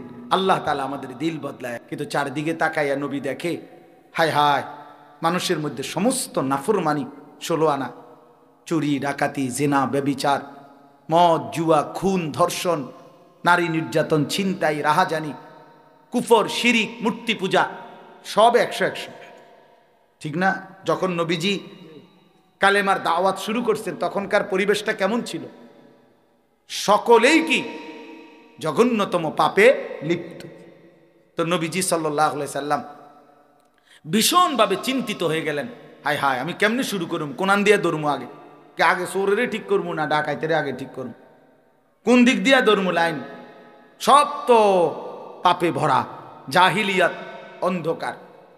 তো এই সময় নবী সাল্লাল্লাহু আলাইহি সাল্লামের চিন্তা পেরেশানি, মনে হয় যেন কোমর বাঁকা হয়ে যাচ্ছে, অর্থাৎ টেনশনে, মানে বুঝাইতে চাইতেছে একদম অস্থির হয়ে যাচ্ছে নবী। আহা, আমি কি করব? আবার আল্লাহ বলে দিছে ফাস্তাকিম কামা উমিরতা, আপনাকে যে আদেশ করছি এক চুল নড়বেন না, আপনার মেহনত চালায় যাবেন, সুখে দুঃখে আপনারে মূল্যায়ন করুক আর অবমূল্যায়ন করুক, পাথর মারুক আর ঢিল মারুক, আপনার জিম্মাদারি থেকে আপনি এক চুল নড়বেন না। এবার প্যারেশানিটা বুঝি, একে তো সদর বদর মানুষ বেশি, সব আবার কইছে লরম সরম যাইতো না, করতেই হবে এটা, তাহলে কেমন ভারী বোঝা নবীজির কাঁধে। তো আল্লাহ তাআলা বলছে, বন্ধু আপনি কাজটা শুরু করেন, সিদ্ধান্ত নেন করবেন, আপনি শুরু করেন, আপনার কাজটাকে সহজ করার জন্য যা যা প্রসেসিং করতে হয় সব আমি আল্লাহ করে দেব। এই এক নাম্বার, আলাম নাশরাহ লাকা সাদরাক, আমি আপনার দিল, আপনার ভেতর, অন্তরাত্মার ভিতরে ঈমান, ইলম, হিকমত, তাকওয়া, বীরত্ব, হিম্মত, ইস্তেকামাত, আর্থিক যত অন্তরের আভ্যন্তরীণ যত গুণ দরকার আমি সব আপনার অন্তরে 16 আনা ভরে দেব। আলাম নাশরাহ লাকা সাদরাক, আপনার দিল খুলে দেব, দেখবেন আপনি জমিনে বসে আরশে আজিম দেখবেন। রাসূলুল্লাহ সাল্লাল্লাহু আলাইহি সাল্লাম তো দেখছেন মদিনার জমিন, এখানে পাথরের আঘাত থেকে আলো বের হইছে, নবী বলছে এই আলোতে আমি দেখতেছি রোম মুসলমানদের হাতে বিজয় হবে। কোথায় মদিনা, কোথায় রোম, ইটালি, এভাবে দেখছে। তার মানে আল্লাহ তাআলা তার দিল প্রশস্ত করে দিয়েছেন। ওয়াদানা আনকা বিজরাক আল্লাযী আনকাদা যাহরাক, আল্লাহ বলে যে বোঝা আপনার কাঁধে চাপছিল, আপনার কোমর বাঁকা করে দিছিল, আমি নিজে আপনার সেই বোঝা হালকা করে দিয়েছি। অর্থাৎ আপনি শুরু করছেন, ইমানদার হইতে শুরু করছে, একজন দুইজন তিনজন করে করে মুসলমান হচ্ছে, আপনার বোঝা হালকা হইতেছে, লোক আপনার দিকে আসতেছে, করতে থাকেন, বলতে থাকেন, একদিন দেখবেন 20 বছরের মাথায় আমি আল্লাহ বললাম, আল্লাহ জানায় দিছে এই অল্প কয়দিন পরে মক্কা বিজয় হবে। এরপরে দেখবেন 20 বছরে মুসলমান হইছে যা, 1 বছরে 6 মাসের 3 মাসে তার চাইতে বেশি দলে দলে ওয়ারাআইতান নাসা ইয়াদখুলুনা ফি দীনিল্লাহি আফওয়াজা, দলে দলে দলে দলে মানুষ আল্লাহর কোরআনের দিকে, দ্বীনের দিকে, আল্লাহর দ্বীনের দিকে ঢুকতে থাকবে। এই আল্লাহ বলেন আমি আপনার বোঝা হালকা করে দিয়েছি। বিষয়টা তো আমি আসি আমনেরে ছাইরা দিয়া মাঠে, আমি তো গেছি গানা, কথা বোঝেন নাই, আমি তো আছি বন্ধু, আমি আছি। 3 নাম্বার, ওয়ারাফা'না লাকা যিকরাক, বন্ধু আমি জানি সারাদিন আপনারে অনেকে ব্যঙ্গ করে, বিদ্রুপ করে, আপনারে কখনো বলে পাগল, কখনো বলে কবি, কখনো বলে জাদুকর, কখনো বলে নির্বোধ, আহমক, ইত্যাদি ইত্যাদি কত মন্দ সন্দ কয়, আপনার দিলটা ভাঙ্গা যায়, মনটা কষ্ট লাগে। আপনারে বলি বন্ধু, ওয়ারাফা'না লাকা যিকরাক, এই সমস্ত মানুষের এই সমস্ত শব্দ দিয়ে আপনি ঘাবড়াবেন না, বরং আমি আল্লাহ ওয়াদা দিলাম আমার সমস্ত মখলুকাতের ঊর্ধ্বে আমি আল্লাহর পরে সর্বোচ্চ মর্যাদা সম্মান আপনার আমি উঠায় দেব।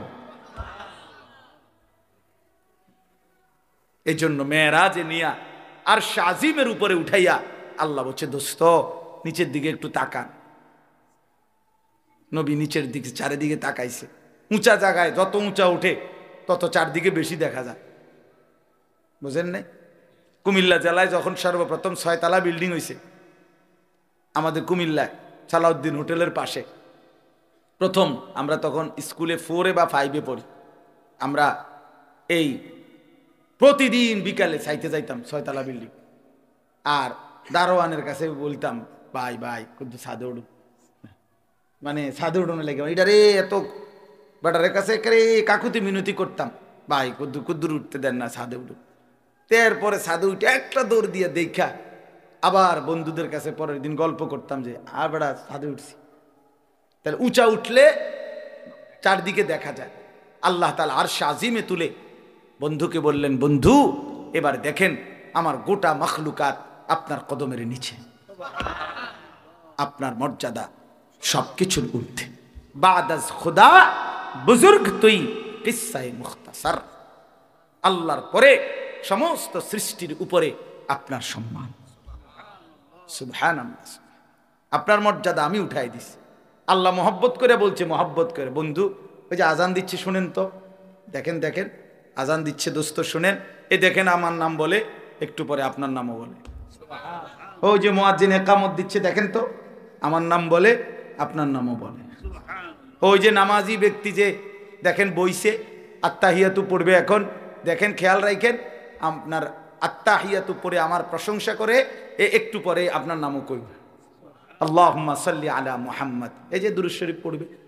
ওই যে কবরের দিকে তাকায় দেখেন দোস্ত, কবরে ওই মুনকার নকির প্রশ্ন করতেছে লোকটারে, দেখেন কি কয় শুনেন, আমার নাম কয়, আপনার নামও কয়। সুবহানাল্লাহ।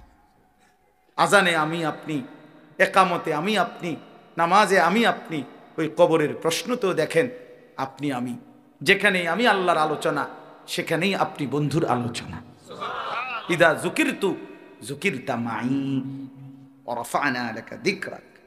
আমরা নবীর দুশমন না, আমরারে যারা গালি দেয়, আমরা যারা কয় আমরা নবীর দুশমন, আমরা ওয়াহাবি, আমরা নবীর আশেক না, আমরা জানি দোস্ত তুই কি আশেক, আমরা জানি হাসরের ময়দানে ফায়সালা হবে। জীবনের এই 43 বছর আজীবন নবীর মেসওয়াক করে গেলাম, দাড়ি টুপি রাইখা গেলাম, হালাল খাওয়ার চেষ্টা করলাম, বউ বাচ্চারে পর্দায় রাখতে চেষ্টা করলাম, জীবনে কোনোদিন টেলিভিশন ঘরে ঢুকাইলাম না, জীবনে কোনোদিন চেষ্টা করছি রসুলের সুন্নাত আমল করতে। আমি কেন নবীর দুশমন হব? আমি নবীর দুশমন হব? আমি জিলাফির দুশমন হইতে পারি, নবীর দুশমন না। আমি বিরানির দুশমন হইতে পারি, নবীর দুশমন না। চলো যদি প্রয়োজনে প্রমাণ চাও, ইনশাআল্লাহ আমরা প্রমাণ দিছিও। 158 বছর আমাদের কওমি মাদ্রাসার ইতিহাস, 1866 সন থেকে এই উপমহাদেশে শতবার, হাজারবার, লক্ষবার রসুলের ইজ্জতের জন্য, কোরআনের ইজ্জতের জন্য যারা রক্ত দিয়েছে, জান দিয়েছে, কলিজার খুন দিয়েছে, সবার আগে প্রতিবাদ করেছে জালেমের, অন্যায়ের, রসুলের দুশমনের বিরুদ্ধে। তো সবচেয়ে আগে যাদের নাম, তারা কওমি মাদ্রাসার উলামা, তোলাবায়ে কেরাম। যদি কারো প্রমাণ লাগে তো 2013 সালের 5ই মের রক্তের গ্রাণ শুকবার জন্য মতিঝিলের শাপলা চত্বরে এখন গিয়া নাক লাগাও, দেখবা ইমানদারের রক্তের গ্রাণ পাইবা। এখনো যাও, এখনো যাও। তালিবে ইলমদের, উলামায়ে কেরামের তাজা খুন ওই জমিন ভাসছিল। এটা পৃথিবী দেখছে, আসমান দেখছে, রব্বে করিমও দেখছে। নবী সাল্লাল্লাহু আলাইহি সাল্লামের ভালোবাসা কাদের দিলে ছিল? এজন্য বাপ কোনোভাবেই উলামায়ে কেরাম থেকে বিচ্ছিন্ন হবেন না, বলেন ইনশাআল্লাহ। আজকে আমাদের নিজেদের ঘরেও আগুন লাগাইবার চেষ্টা চলতেছে, দাওয়াত ও তাবলীগের এক মহান মেহনত চলতেছিল। এই মেহনতের মধ্যেও দুশমন, ইসলাম বিরোধী চক্র সাদ নামে, ইন্ডিয়ার দিল্লির এক ভণ্ড, এক প্রতারক, এক মুনাফিক, এক বিশ্বাসঘাতক সাদ নামে এই ভণ্ডে তার কিছু বাহিনী, গুন্ডা, সন্ত্রাসী লাগায়া ইমানদার দাওয়াত ও তাবলীগের সাথীদেরকে শহীদ করছে, খুন করছে, রক্ত ঝরাচ্ছে। কিন্তু ওই ভণ্ডের অনুসারী গুন্ডারা জানে না যে ইমানদারের পবিত্র রক্তের উপরে কালেমার বিজয় হবে ইনশাআল্লাহ। এই জন্য আমরা, এটা আমাদের স্পষ্ট হিসাব, এটা স্পষ্ট। ইসলাম বিরোধী, কোরআন বিরোধী যেই বলে, সে কাছের হোক দূরের হোক, ঘরের হোক বাহিরের হোক, প্রত্যেকের বিরুদ্ধে প্রতিবাদ করা, অন্যায়কে অন্যায়, ন্যায়কে ন্যায়, আলোকে আলো, অন্ধকারকে অন্ধকার বলা এটা উলামায়ে দেওবন্দ কওমি মাদ্রাসার আলেমদের চিরদিনের বৈশিষ্ট্য। আলহামদুলিল্লাহ। এই জন্য আমরা কবর পূজারী মাজার পূজারীকেও ছাড়ি নাই, আমরা সাদ নামের ওই ভণ্ড অনুসারীদেরকেও আমরা ছাড়ি নাই। তার ব্যাপারেও কথা বলছে আমাদের উলামায়ে কেরাম, আমাদের উলামায়ে কেরাম। এই জন্য আপনাদের কাছেও বলি, উলামায়ে কেরামের সাথে থাকবেন। বলেন ইনশাআল্লাহ, বলেন ইনশাআল্লাহ। নওজোয়ান একা একা চইল না, আলেম উলামার সাথে থাইকো, দুনিয়াও সুন্দর হবে, আখিরাতও সুন্দর হবে। ফাইন্না মাআল উসরি ইউসরা, ইন্না মাআল উসরি ইউসরা। আল্লাহ বলছে বন্ধু, আপনারে সান্ত্বনা দিয়ে বলি বন্ধু, কষ্ট পাবেন যতটা, শান্তি সুখ স্বস্তি পাইবেন তার চাইতে দ্বিগুণ দ্বিগুণ, ডবল ডবল। ওয়াদা দিলাম, ওয়াদা দিলাম। আপনার চোখে পানি ঝরছে যতগুলো, আমি আল্লাহ আপনার মুখে হাসি ফুটাবো তার চাইতে বেশি। আপনার আমি দেখাবো বন্ধু, আপনার মুখে আমি হাসি ফুটাবো। আপনার চোখে পানি ঝরলে আমার আরশ নড়ে, আপনি কাঁদলে আমার আরশে আজিম নড়ে বন্ধু। আপনার তায়েফের রক্ত আমি দেখেছি বন্ধু, আপনার উহুদের দান দান শহীদ করা খুন আমি দেখেছি, আপনার পেটে পাথর বাঁধা জিন্দিগি আমি দেখছি। আমি বন্ধু আপনার ওয়াদা দিলাম, ওয়ালা সাউফা ইউতিকা রাব্বুকা ফাতারদা, এই পরিমাণ আপনাকে দেব আমি, এত দেব এত দেব এত দেব, পেতে পেতে আমি আল্লাহর দয়া নিয়ামত আপনি খুশি হয়ে যাবেন, রাজি হয়ে যাবেন। আপনারে খুশি করে দেব, খুশি করে দেব। এই জন্য আল্লাহ বলছে বন্ধু ঘাবড়ায়েন না, একটু কষ্ট করেন, আগামী দিনে স্বস্তি মিলবে, স্বস্তি মিলবে। ফাইজা ফারাগতা ফানসাব ওয়া ইলা রাব্বিকা ফারগাব। আল্লাহ বলছেন, এটার অনেক তাফসীর আছে, আমি শুধু শেষ বলি যে আল্লাহ তাআলা নবীকে বলছে বন্ধু, সারাদিনে কাফেরদেরকে দ্বীনের দাওয়াত দিতে গিয়ে আপনি কত রকমের মেহনত করছেন, কতজন কত কথা বলছে, কেউ গ্রহণ করছে, কেউ প্রত্যাখ্যান করছে, কেউ বিদ্রুপ করছে, কেউ মন্দসন্দ বলছে, কতজন কত রকমের বিরূপ প্রতিক্রিয়া দেখাইছে, আপনার মনটায় কষ্ট লাগছে আমি জানি। তা আল্লাহ আর একটা সুন্দর বুদ্ধি বলছে, রাত গভীরে এশার নামাজের পরে সবাই থেকে আলাদা হইয়া তাহাজ্জুদের মুসল্লায়, রাত গভীরের অন্ধকারের সেজদা, তাহাজ্জুদের গভীর রাতে আপনি আমার কাছে আইসেন, আমার জন্য একটু জিকির তেলাওয়াত দোয়া কান্নাকাটি করবার জন্য আমার কাছে আইসেন একাকী। আমি আপনার সারা দিনের দুঃখ ক্লান্তি নিজের হাতে মুছে ধুয়ে আপনারে আদর করে দেব, আপনারে আমি আদর করে দেব, ভালোবেসে দেব। আমি আল্লাহ আপনার সারা দিনের ক্লান্তি দূর করে দেব।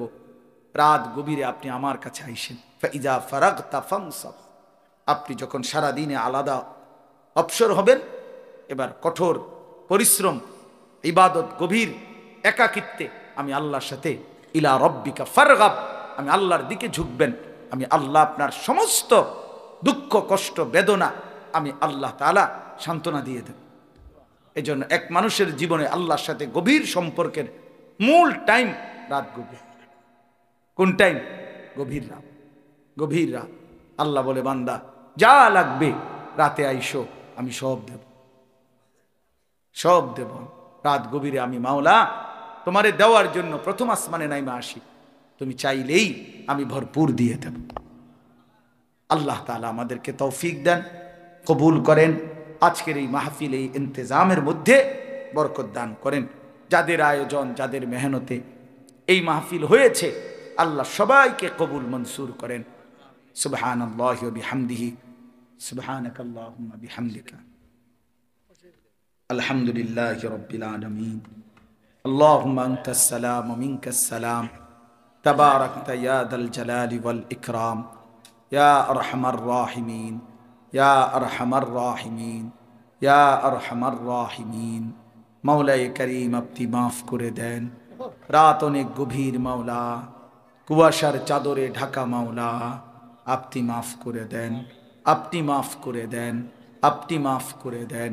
আযাব দিলে আপনার কোনো লাভ নাই, মাফ করে দিলে আপনার কোনো ক্ষতি নাই। আল্লাহ মাফ করলে আপনার কমবে না, মাফ না পেলে আমাদের উপায় থাকবে না। আল্লাহ আমাদের প্রত্যেককে মাফ করে দেন, ছেলেগুলোকে মাফ করে দেন। আল্লাহ এই কিশোর তরুণ নওজোয়ান এতটা ঠান্ডার মধ্যে এত রাত অবধি বসেছিল, আপনার কথাই শুনতেছিল মাওলা। আপনি তাদেরকে বদলে দেন, আপনি বদলে দেন, আপনি বদলে দেন।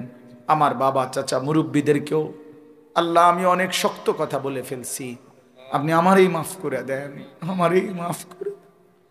আমি আমার চাচার পরিবর্তন চাই মাওলা, আমি আমার দাদাদের পরিবর্তন চাই মাওলা, আমি আমার বাবার বয়সের পরিবর্তন চাই মাওলা।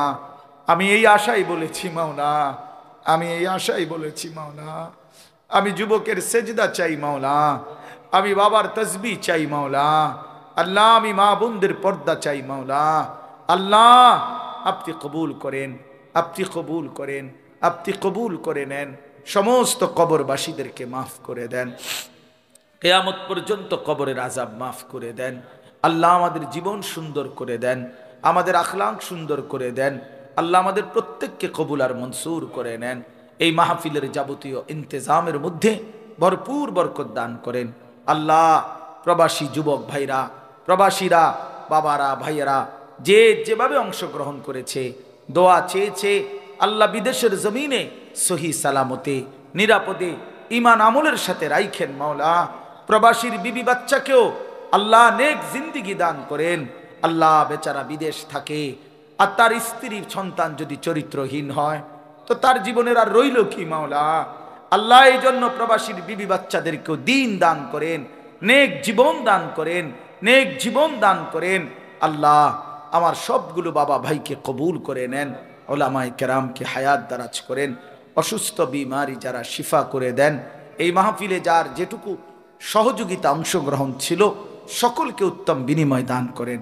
যে যেই মাকসাদে দোয়া চেয়েছে প্রত্যেকের নেক মাকসাদ আপনি পূরণ করে দেন। আল্লাহ আমার দেশকে নিরাপদ করে দেন, সারা পৃথিবীর মজলুম মুসলমানদেরকে রেহাই দিয়ে দেন।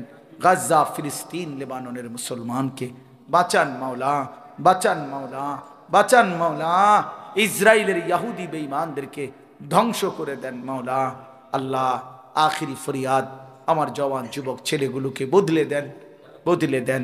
আমি ভিক্ষা চাইলাম, আমি ভিক্ষা চাইলাম, আমি ভিক্ষা চাইলাম। আল্লাহ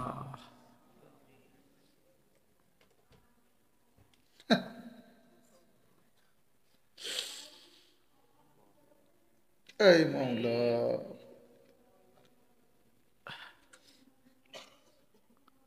আল্লাহ আমাকে মাফ করে দেন। এই জবানে বরকত দান করেন। মৌলানা ওমর ফারুককে আল্লাহ আপনি কবুল করে নেন। উম্মতের দরদ দান করেন, উম্মতের ফিকির দান করেন, কলিজা ভরা উম্মতের ব্যথা দান করেন।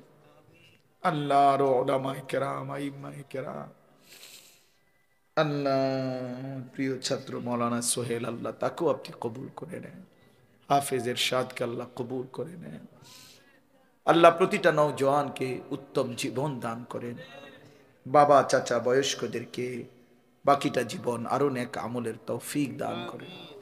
আল্লাহ মুসলমানকে গানের আড্ডা থেকে বাঁচান, জুয়ার আড্ডা থেকে বাঁচান, নারীর আড্ডা থেকে বাঁচান মাওলা। রব্বির হামহুমা কামা রব্বায়ানি সগীরা। সুবহানা রাব্বিকা রব্বিল ইজ্জাতি আম্মা ইয়াসিফুন ওয়া সালামুন আলাল মুরসালিন ওয়ালহামদুলিল্লাহি।